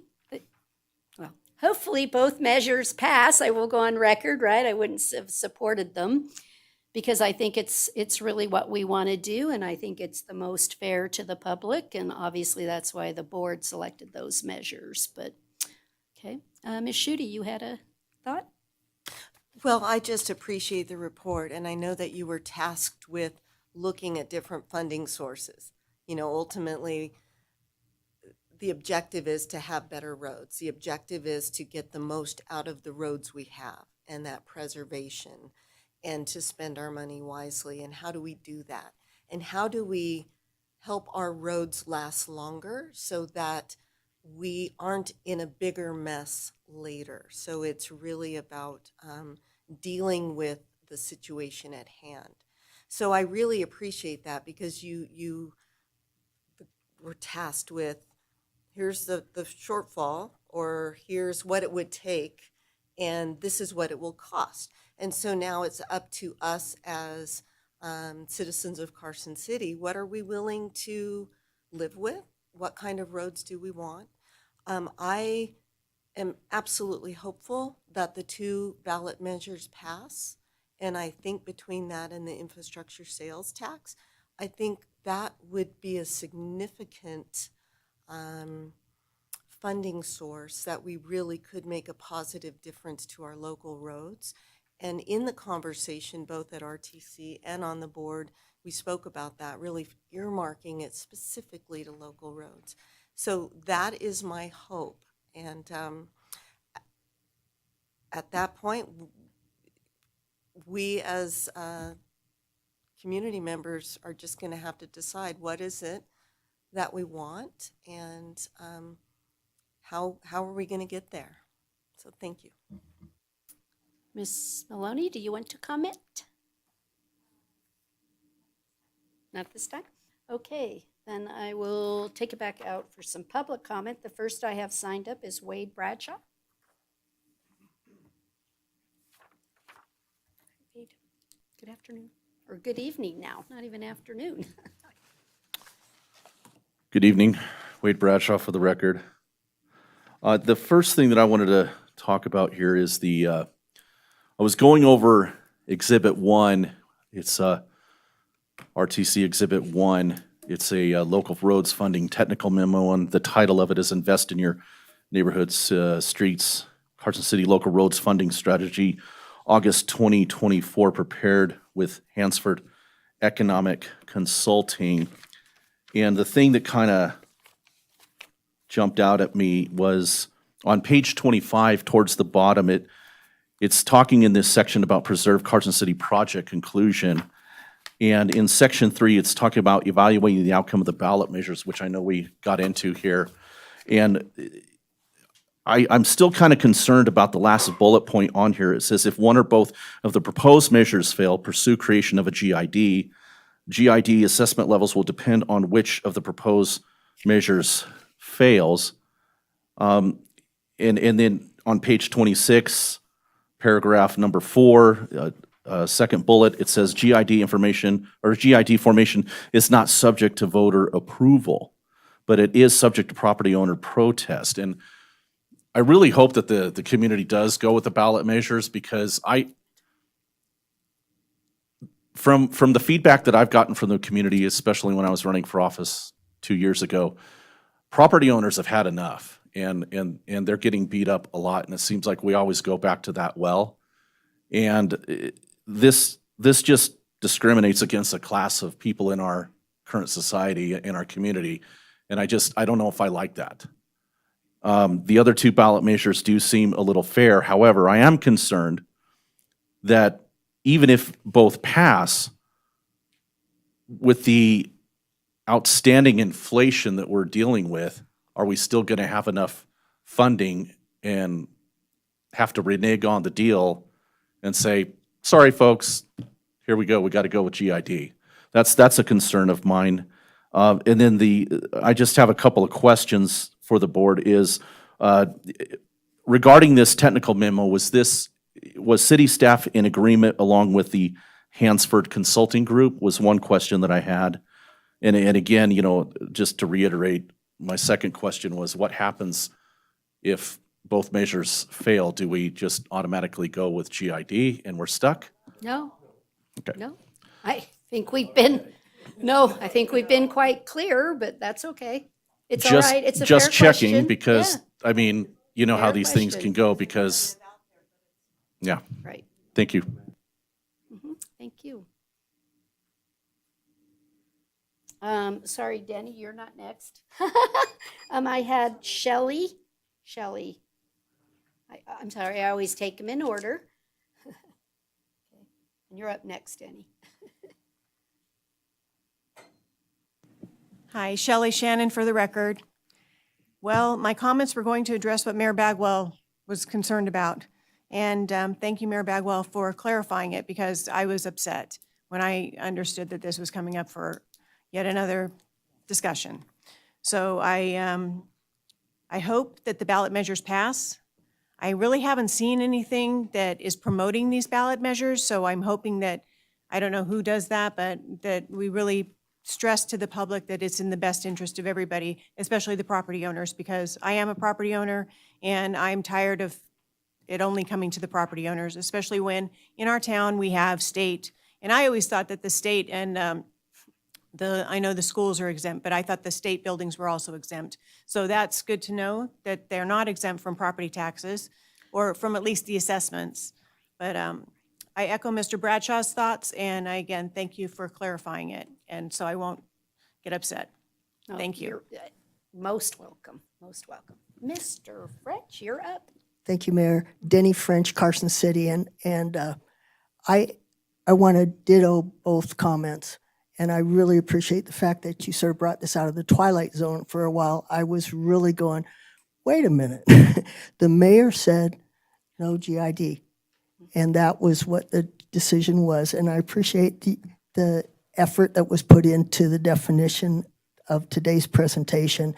However, I think it melts. I mean, when you've got only initials for things, people are going to see initials and say, because they're mixing up, as I had, the GID, the GST, and all the different concerns. And I think that should be clarified as much as possible, because a person like me with dyslexia, I'm going to be a little timid about something that's not spelled out. So, but I echo, and thank you, Mayor, and thank you.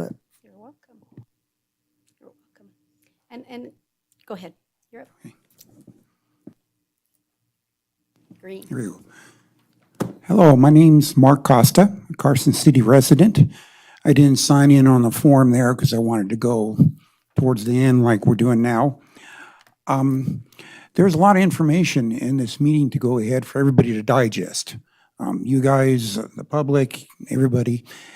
It would have been beneficial if we had had another, I think, workshop for that, because there's just a lot of things to talk about.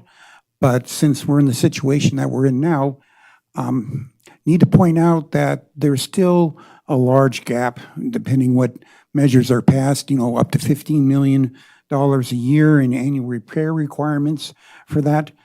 Does this gap get carried over from year to year? In other words, do we have an even bigger gap the following year for that? Even with the additional funding of $6.5 million of those two initiatives get passed, we're still getting awfully close to the bad case 2050 scenario when nothing is done for that. So we still have an awful lot of work that we should go ahead and do, and what should we do to go ahead and cover that? I think that's going to have an impact on whether these initiatives get passed. People are going to rightly ask, well, this isn't going to go ahead and do it. Why should we vote for it? I think the results of this fall's PCI analysis should be published as soon as possible, and a comparison made to previous calculations to validate, how good this model is and how close we are towards being able to predict what our situation is going to be in. Is there a way to track previous PCI calculations with paver projections to determine the accuracy of it? Had another question that came to me when I was watching the presentation, which was very detailed, and I know staff has done an awful lot of work putting this together for that, but I'm just wondering about, they mentioned there's a budget analysis that can be done, analysis that can be done with that, and a PCI projection when you put in X amount of dollars for that. Does it specify the location and the type of work that is done? What actually gets repaired in these PCI calculations for that? And, I think that's something that needs to be done. Will that match with the project prioritization process that we're talking about doing for that? Because one of the questions I had about that, there's a lot more detail in this prioritization process. I'm glad to see some of the quantification, but I'm wondering the timelines involved with that when certain types of tasks in that prioritization are done. So last thing I want to throw out is I saw the supervisors are considering transferring bonding authority and for developing new housing. And I was wondering any way that can be handed over to the roads to go ahead and get them repaired. Thank you. Private activity bonds, thank you. That's on tomorrow's agenda, but. Yes. Yes, thank you. Okay, is there any other public comment? Carol?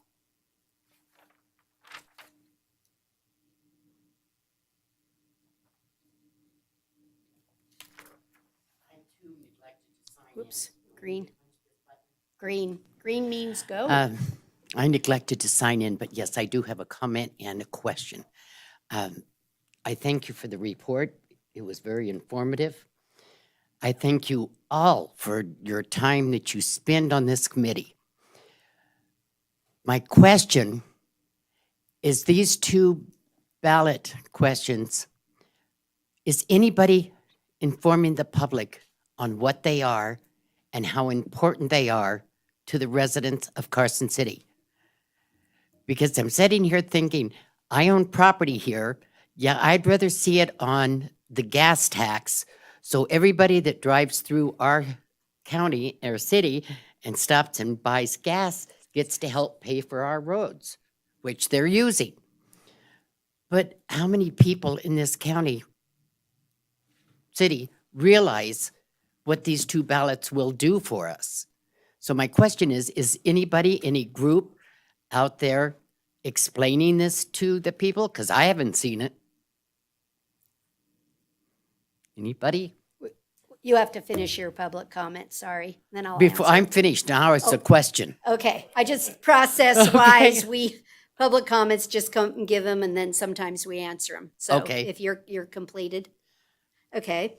So one of the things that's kind of unique is when we present ballot measures, the city is forbidden from spending money and doing things to promote ballot measures. I know it sounds ridiculous because we put them out there, but we will probably try to do some informative workshops because we can provide education. That's what we can legally do. My hope is some groups like the chamber and things like that will help spread the message of, you know, if we pass this ballot, the sales tax. So for information purposes here tonight, or educational, I'm going to stay legal or try to. The beauty of a sales tax is your visitors and people that shop, like at Costco. We get a lot of California people that love to come over the hill and shop. So we would have a wonderful opportunity to Exactly. take their money and help fix our roads. The government, supplemental government service tax would give us the opportunity to have the EV vehicles, the electric vehicles would now have to help pay, right? Instead of just the gasoline vehicles. So those are the rationales that your Board of Supervisors said, let's pick taxes in which the property owners are not 100% on the hook, where I can maybe bring in 30% from visitors, people with EVs, just all different. We can spread the pain. I guess that sounds terrible, but it is spread the pain, right? But help us fix our roads. So I hope to see some educational things shortly.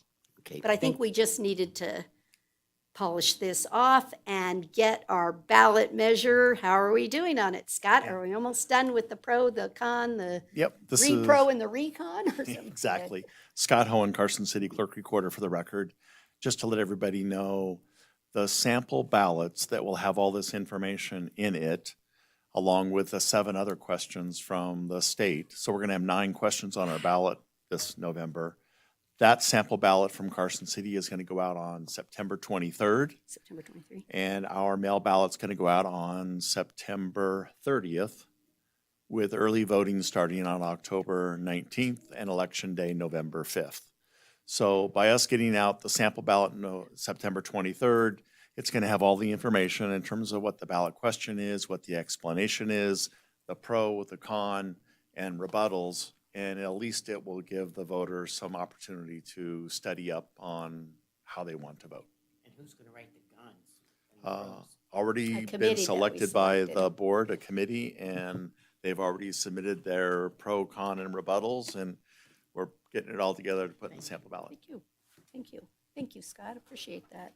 So September 23rd, we'll have it in writing that we can then have an item that we can do educational seminars on. Hope that helps. Do we have any other? No other public comment. So I'll come back up here to kind of discuss options or thought processes of all of us as RTC. So we don't really have to do any motion at all because, as I've already stated, the board has already taken, unfortunately, the order of this or the timing of this. It's kind of a little bit moot. Now, the work within it's not moot, as we discussed on the record, but for us to make any recommendations to the Board of Supervisors, like I said, for me, the decision's already been made, so I don't know how you send them recommendations, other than the report is here and you only would come back a year later, depending, well, hopefully they pass and we don't have to come back 4 years and they're more successful and he puts all the road work in the formulas and we get a better result than anticipated, because we don't know that either. But thoughts, again, we can conclude the contract. I think that's one of the most important pieces, is that we have a contractor that has obligations to the city. And so unless any of you feel differently, the contract can be concluded and we can or cannot make recommendations to the Board of Supervisors. So I'll leave that for discussion. Greg? Is there any other work that should be done under your contract? It looks complete to me, but, It is complete. okay, just wanted to be sure. I just wanted for staff to recognize, though, that again, they'd close out the project and say, okay, that one's closed. Nothing else to monitor for this project. I think it's excellent information, again, tasked with what is it going to take to have roads at a level that we want? And so that is now up to us. I think for purposes of, I think we just need to stay the course in terms of what the board has previously decided in terms of the two bond measures. Ballot measures. Or ballot measures. That's right. She was close. It was a B No, word. ballot. Okay. Miss Maloney? Thank you. I have a couple comments, and I appreciate all the public that's here to make comment. And I was also relieved by Mayor Bagwell's sort of prequel to this discussion, so thank you. I want to get on the record. The report, page 2 of Exhibit 1, has a sentence. Since 2018, the city has not budgeted for local road preservation and reconstruction, quote, based on direction received from the Carson City Regional Transportation Commission. And I want to put that on the record. The Regional Transportation Commission has never redirected funds or directly told staff to not invest in local roads. There's a pavement management plan that has a number of factors where we evaluate and give priority to roads. Primarily, that is the roads that are prioritized have higher traffic volumes and serve more people. We want our tax dollars to serve as many people as possible.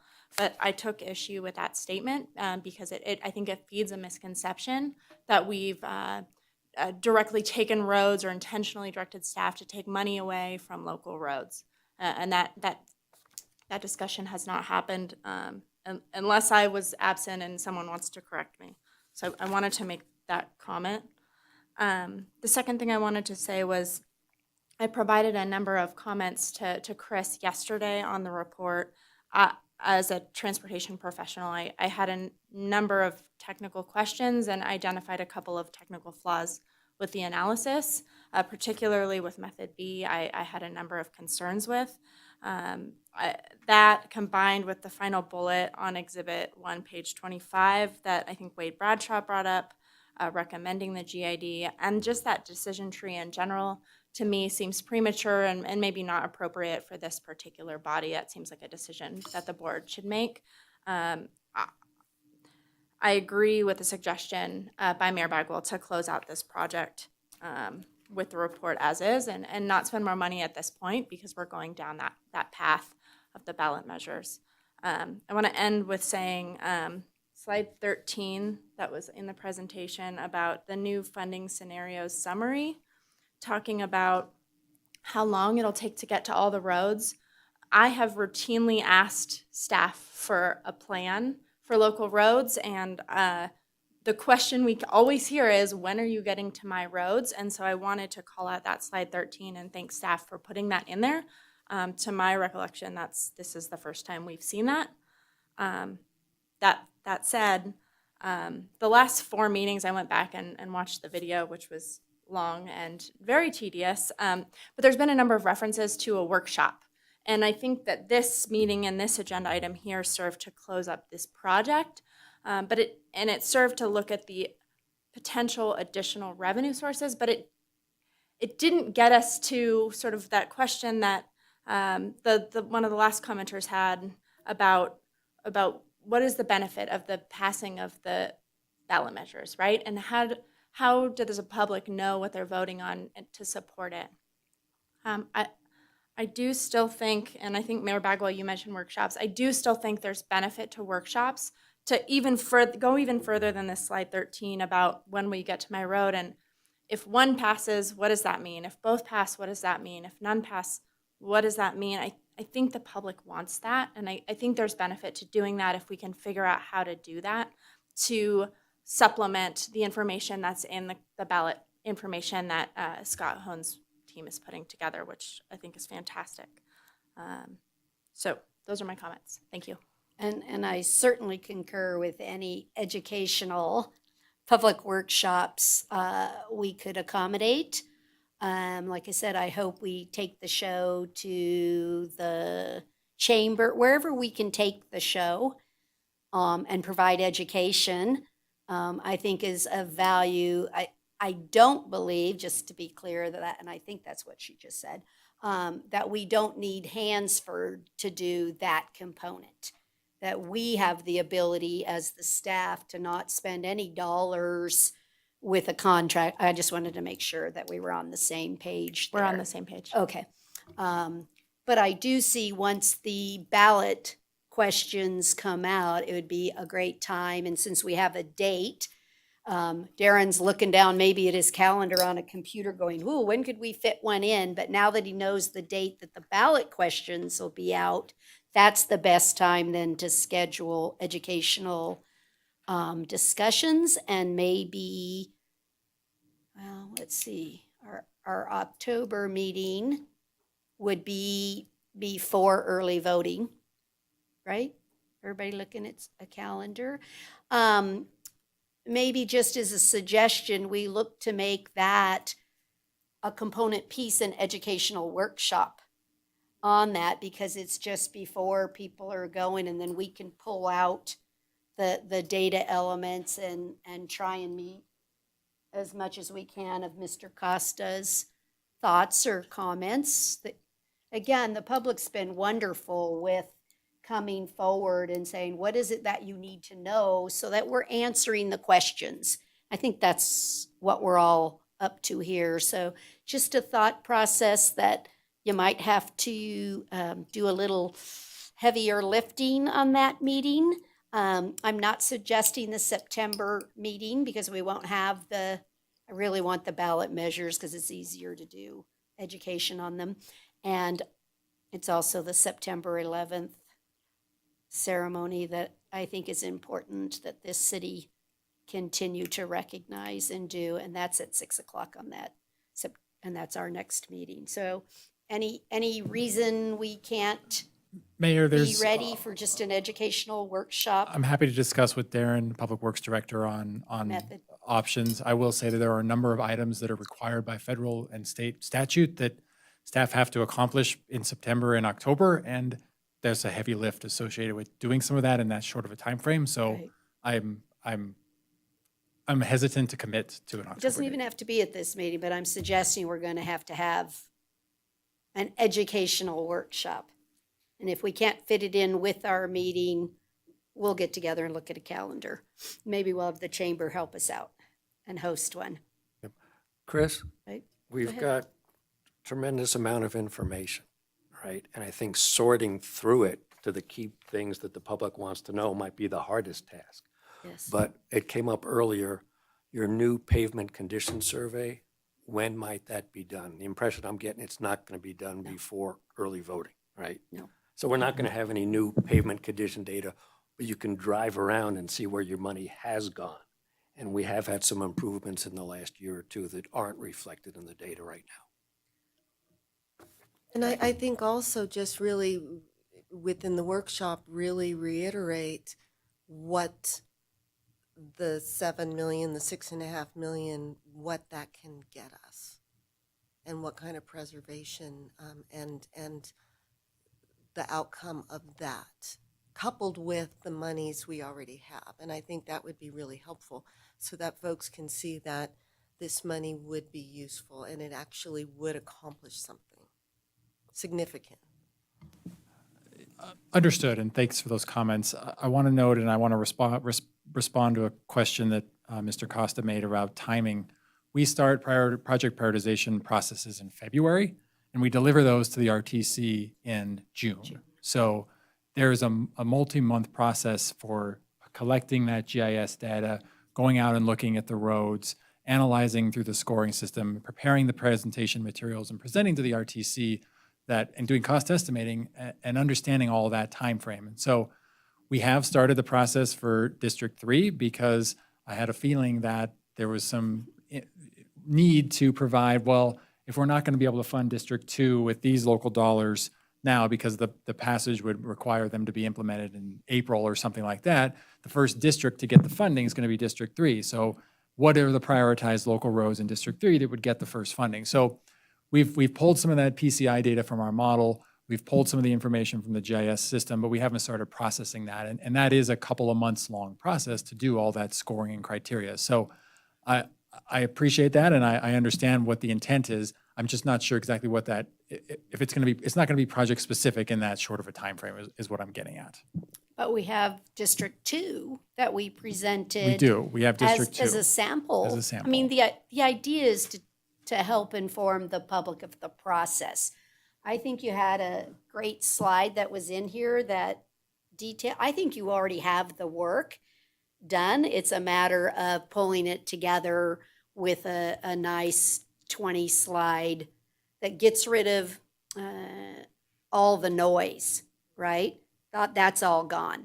You're just simply presenting now, if these two ballot measures pass and we get $6.7 million, here's a sample, but that you teach the public, which I thought was brilliant in one of these, where you went over the process, because we know it up here, how we get the documents. And honestly, we're so used to it, we don't have to ask the question like a Denny that goes, what is that? We've seen it 20 times, so we know it.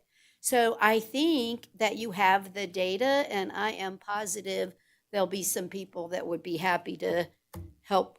I'm looking right there at somebody that to help go through, not you, him, but to go through the slides that we've been presenting, take the ballot measure, stick it together, and then let's see if we can't just have the public have an opportunity to understand or to ask questions and see if we can't do an educational workshop and finish it up.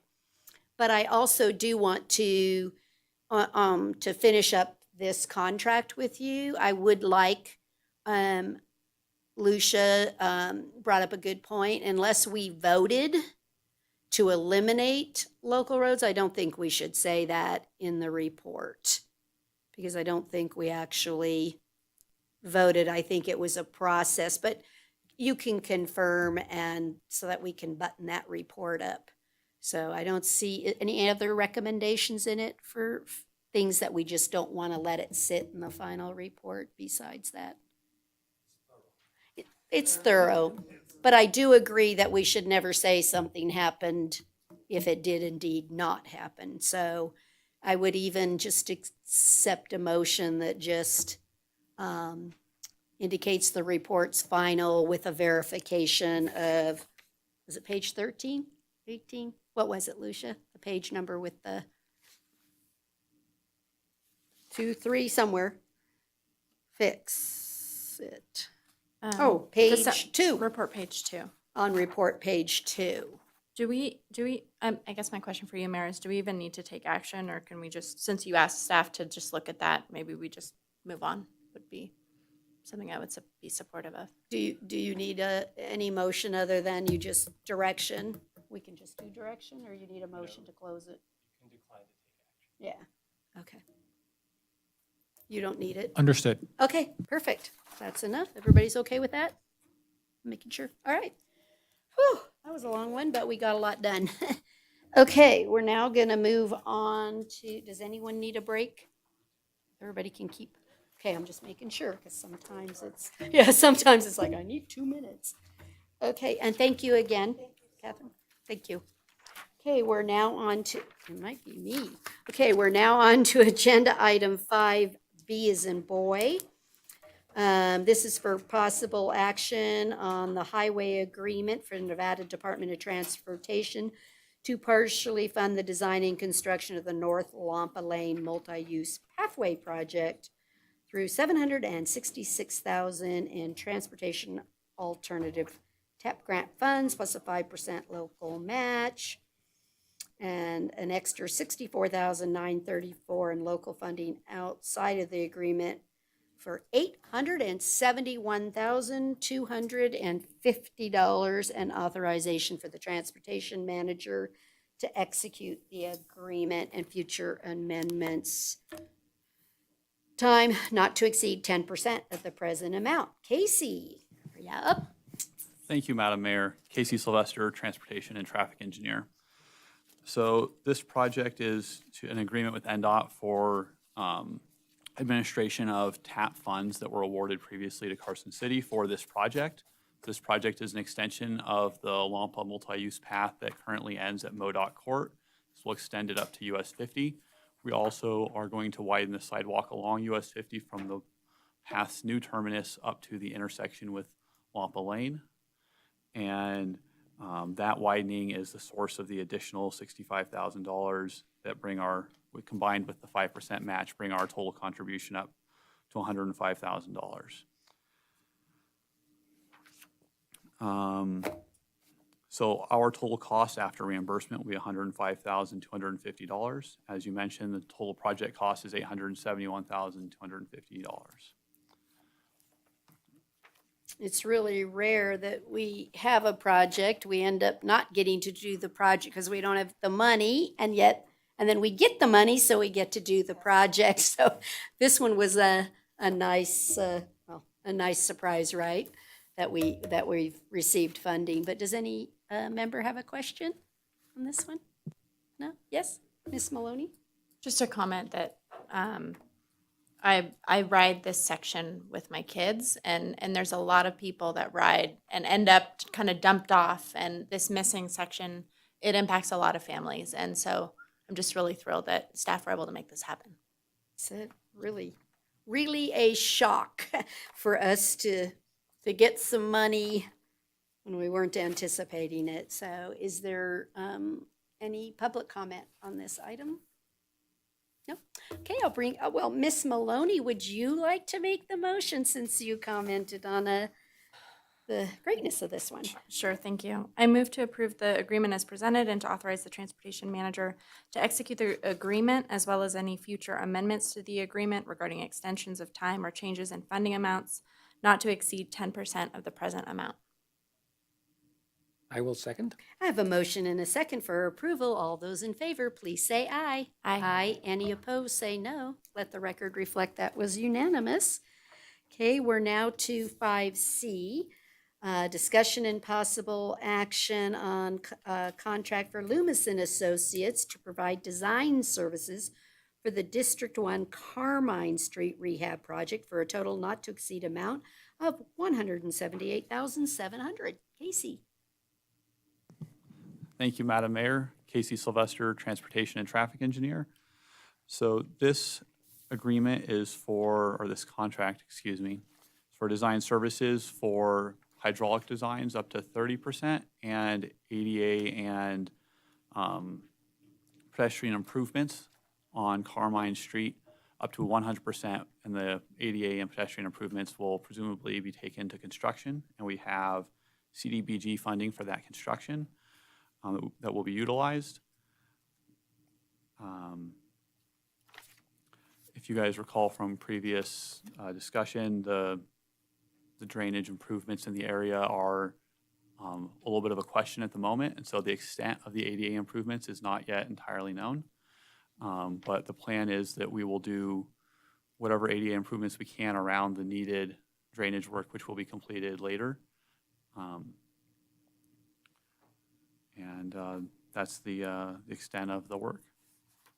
Does any member have a question? Ms. Maloney? Thanks. I had several conversations with some residents out there. This Carmine Street, as we've talked about before, connects to the Boys and Girls Club, and there are a lot of families that walk down Carmine, actually a surprising amount.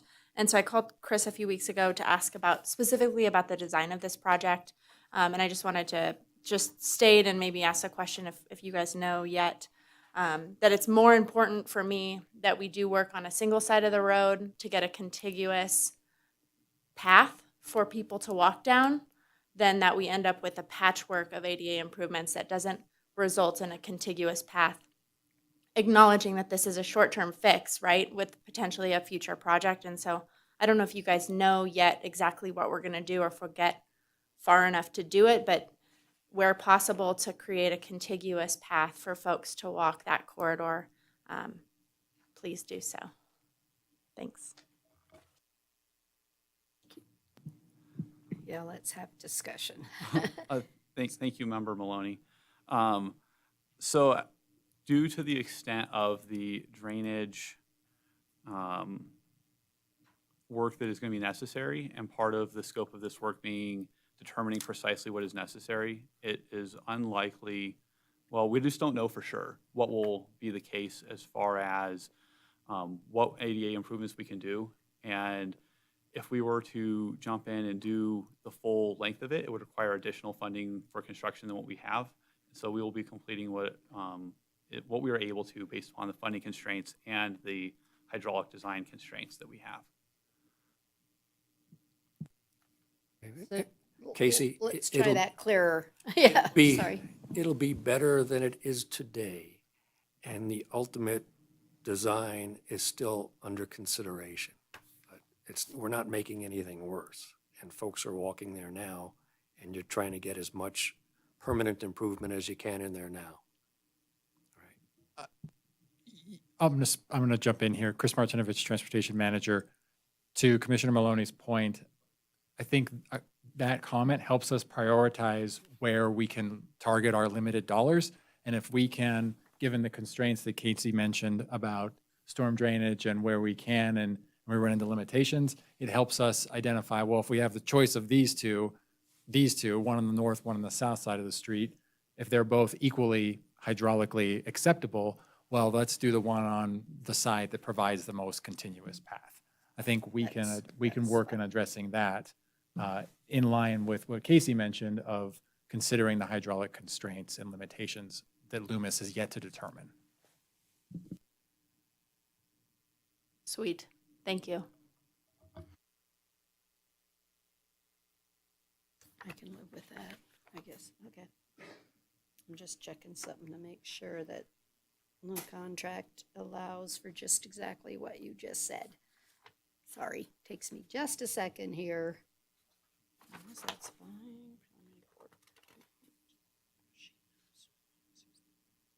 You can do that in the 60%. Yes, okay. I'm just making sure the contract, sorry. I have to read it first. I can't pass it without reading it, sorry. So that works for me. Anybody else have anything on that? Or we're good with that understanding? Again, any public comment, just in case? Okay, bring it back up here for a motion then. Go ahead, Greg. Yep. I move to approve the contract as presented. And discussed. And discuss, there you go, and discuss. Okay, all those in favor, please say aye. Aye. Any opposed, say no. Thank you. Okay, we're going to. Madam Chair, was it Commissioner Schutte that? Seconded? Thank you. Yes. Agenda item 6A is just the Transportation Manager's report. Mr. Martinovich. Thank you, Madam Chair. Chris Martinovich, Transportation Manager. Scott Bohemier, our Safe Routes to School Coordinator, is out doing all kinds of Safe Routes to School activities at all kinds of schools. He may be in Douglas County today at Mendive, I'm not sure. But tomorrow or Friday, he's going to be at Mark Twain and at the Back to School Bash in Mills Park. So he's double committed on that day, back-to-back events. So look for him out there. We were at the Sheriff's Night Out a couple of weeks ago, and he's got other activities scheduled with Eagle Valley Middle School, as well as Fritch, Bordewick Bray, and I believe Carson Middle as well. So more to come. He's also working on a partnership with Carson High School to help get more students involved in outreach campaigns going forward. So lots of activities with Safe Routes to School, and he's busy. I wanted to note also, we've had discussion in the past about North Carson, the intersection of North Carson and Nye Lane. We have worked with NV Energy, and they are currently designing the construction of a new streetlight in the median at that location to better illuminate that crosswalk. Casey's been leading that effort, and he's been in, I want to say, close coordination with NV Energy to prod them along to make sure our project remains high on their list and doesn't get shuffled down through all the various other projects that I'm sure NV Energy does in Northern Nevada. So thanks to Casey, and just know that that is still in progress, and we're going to get a light out there at some point.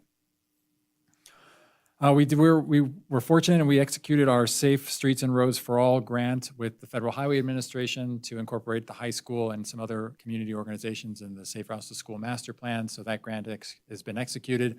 We'll be procuring consultant support for that using those grant funds over the next few months and get that project done in the next year or so. So that grant's done, $100,000 for that, plus the match associated with that. Last thing I wanted to note here, and Casey's going to touch a little bit on this in the project status report, is the DMV multi-use path project. So we submitted an application for an easement back in May. State Lands indicates they have a 90-day window to review and provide comments or approvals or denials of those easements. We're at well over day 100 now, and State Lands has been completely unresponsive. So we've coordinated with NDOT, sort of needing to obligate these funds, and we've removed the DMV path portion from the DMV path project, and we've renamed the project the Carson City Multi-Use Path Rehabilitation Project, generally speaking. And so we're moving forward with the rest of the components of the project, rehabilitation of multiple paths in Carson City. We're also still constructing the portions of the path in the DMV area that we can construct that are in the city's right-of-way, including a short connection down to the historical monument there in that green belt area by Stewart Street. That's one of the areas where actually we're not going to pave. Our plan is to not pave that little section of path. We're looking at other alternatives such as compacted decomposed granite or other features, see how that works. This is an opportunity to try some unpaved facilities. In the future, we can pave it as needed, and we can see how that works in the long term. But there's funding available to build this, to try this out, as well as the other components of the project rehabilitation. So disappointed to not get that connection. It's a critical connection. It's a needed connection. It's super disappointing. We're going to get people off the linear ditch. We'll get them to the Governor's Field street there and that connection there at that location, but they're not going to be able to get to South Carson Street without using the on-street network. So more to come on that. We can use other funding in the future. We can continue to press NDOT for funding, and we'll continue to press State Lands however we can, or if others can do that as well on getting an easement through there, because I think it benefits state employees just as much as it benefits city residents. So disappointed, but I wanted to provide that update to the project. So if we got approval from them in the next 10 days, can we have it back, or? No, we can't have it back? We've submitted what we needed to NDOT on their timelines. We'd have to start a new project. That's too bad. I worked hard today at a meeting to get it in. It's okay. We could create a new project. We did pull back some of the extra federal funding and that we're holding. So there's some extra federal funding that has to be used on projects like pathways, carbon reduction funds. And those could be applied again to a future project in that location or to another pathway or other similar project that those funds are eligible for. So there's still some money out there we're holding on to. If it came to be, we could reinitiate a new project, but we can't use it in the current project. Okay. Well, I was working hard today since I had all the other high-ranking elected officials in the state. I thought I would exercise some requests and got told to email it to them tomorrow. So anyway, give that a try. I still gonna Appreciate that, but we're we still gonna send it to them can because do it, but yeah. I had indicated they weren't responsive, and I didn't think that was appropriate. You should at least be responsive, right? Yes, no, maybe so, whatever. Anyway, we'll get together on that. Okay. No thanks. other items, thank you. All right, then we will move to our item 6B, our June street operations report. Is there anything there you want to highlight for us? Nothing I wanted to highlight. I spoke with the report with our street supervisor, Greg King, and he didn't have anything that he wanted to highlight either, so So I pretty do, citywide. or I want to ask, Okay, because I was at an event the other day, and so maybe it's just what this does or doesn't mean. So they had indicated that the area around Morgan Mill, Deer Run Road, things like that has a lot of garbage. Now, we street sweep, right? And is that materials picked up what the street sweeper got, right? material, yeah, I mean, I don't know that we track how much material is picked up by the street sweeper as we track the number of miles that curb Oh, it says curb miles that we materials sweep. picked up yards. That's why I need to make sure, what is that? And maybe you can get back, I'm like, I'll get back to you on what specifically that one is for this yeah, case. you It- see, it because I could thought, be oh, something like curb that. miles swept, 392, material picked up yards, 180. So just to clarify, because I don't want to pass on any wrong information to anyone, but what is that? I'm sorry, I don't understand the question. On the report, material picked up yards, 180 yards. That's the material that is swept up off of the street. So it is material picked up off the street? Absolutely. Okay, so I said that right. Okay, I just wanted to make sure, but who does just regular trash? If there's a whole bunch of trash in the roadway and everything, most of it gets picked up with the street sweeper, but what if there's just a bunch on the side of the road? If we're notified of that, we will send out a street crew to pick it up. And if it's in the right of way, yes, we will. Okay, that's what I thought. I just want to make sure I gave good information, because occasionally you're like, I think that's the rules. Thank you so much. Anybody else have any questions on the report? No? Okay, then we're going to move on to agenda item 6C, which is our other great reports and reviews of projects. Chris? I don't have anything that I wanted to highlight on Exhibit 1. If there's any questions, happy to look into those or attempt to answer them. Otherwise, I was going to turn over to Casey to do Exhibit 2 and the project status report. Just a general comment on the gallons sold and things. I really enjoy the report because it shows us how we're faring year over year. Do we see any trends or anything to really help us generate more dollars to help us? So thank you for adding that. I think it's really an effective document, which one of them would be in your public document you're thinking on putting together. That's a great slide. Okay, Casey. Thank you, Madam Mayor. Casey Sylvester, Traffic and Transportation Engineer. All right, so we're going to go through each of these projects. I do want to note that the projects that were approved in June as part of the District 2 pavement prioritization will be going into the project status report in October. All right, our first project is the Freeway Multi-Use Path Edmonds to Sports Complex. All punch list work is complete. Completion memo and retention payment are currently processing. And so the project is just wrapping up. Well, that made it on budget, huh? Yes. That's going to be close when you do closeout. I'm like, whew, made that one. Okay. Roof Street Rehabilitation Project, staff are in negotiations with consultant for expanded scope of design. The design contract is expected to come before the September RTC board.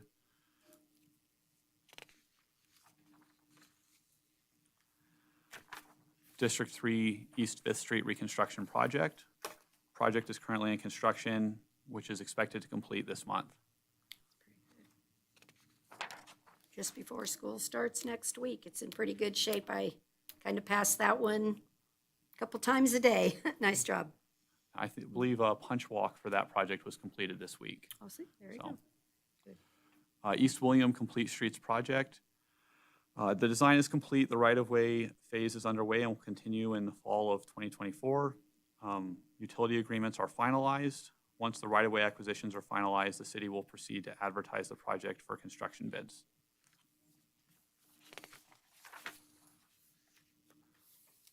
All right, DMV Multi-Use Path Project. As Chris mentioned earlier, there has not been a response from state lands for that parcel the DMV is on. Because of this, a portion of the path through the parcel will be removed and the remainder of the project will proceed. An amendment to the agreement with NDOT is pending, and 100% plans were submitted to NDOT in early August, so we're expecting to advertise December of this year. Appian Way Traffic Signal and Intersection Improvement Project. The 100% design plans are complete. Environmental assessment is in review by SHPO. Staff are coordinating with HUD for review of the project documents and are ready to submit a grant agreement. Construction is expected in spring of 2025.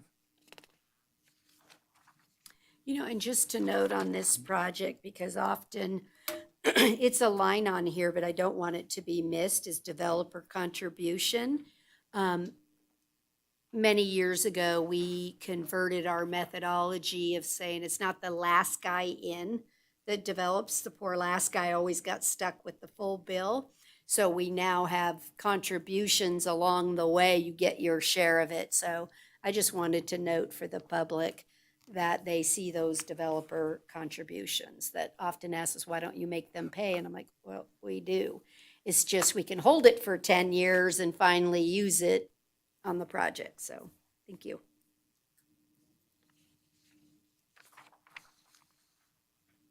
District 5 Winnie Lane Reconstruction Project. Construction is scheduled to be complete this month. West Carson Vulnerable User Pedestrian Safety Improvement Project. 60% design plans have been internally reviewed and comments are being addressed. A cultural resource investigation is about to begin. Public outreach continues for the project to discuss improvements with individual property owners.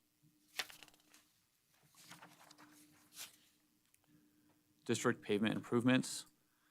Projects in District 2, 3, and 4 are being designed by consultant. 90% design plans for those projects were received and comments have been provided back to the consultant for those. District 1 Carmine Street Rehabilitation Project.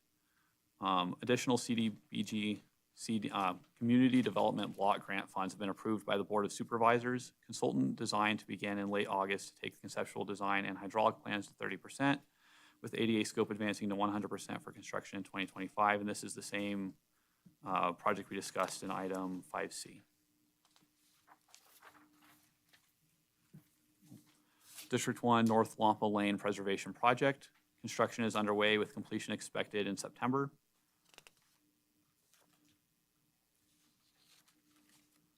District 1 College Parkway and Airport Road Pavement Preservation Project. 60% design is expected to be complete later this month. Staff have been coordinating with property owners for ADA and drainage improvements. District 1 Gonai Road Paving Project. Design is underway. Staff anticipate receiving the geotechnical report in August of 2024.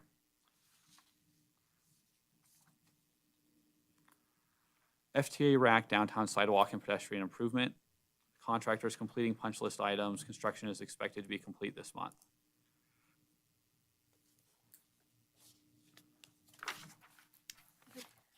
Does any member have a have a question on the report. You can spit that out, huh? Great job, thank you. Okay, we're now on to final public let me make sure my pages don't. Item 7, final public comment. Is there any? Final public comment, yes. Come on up, Denny.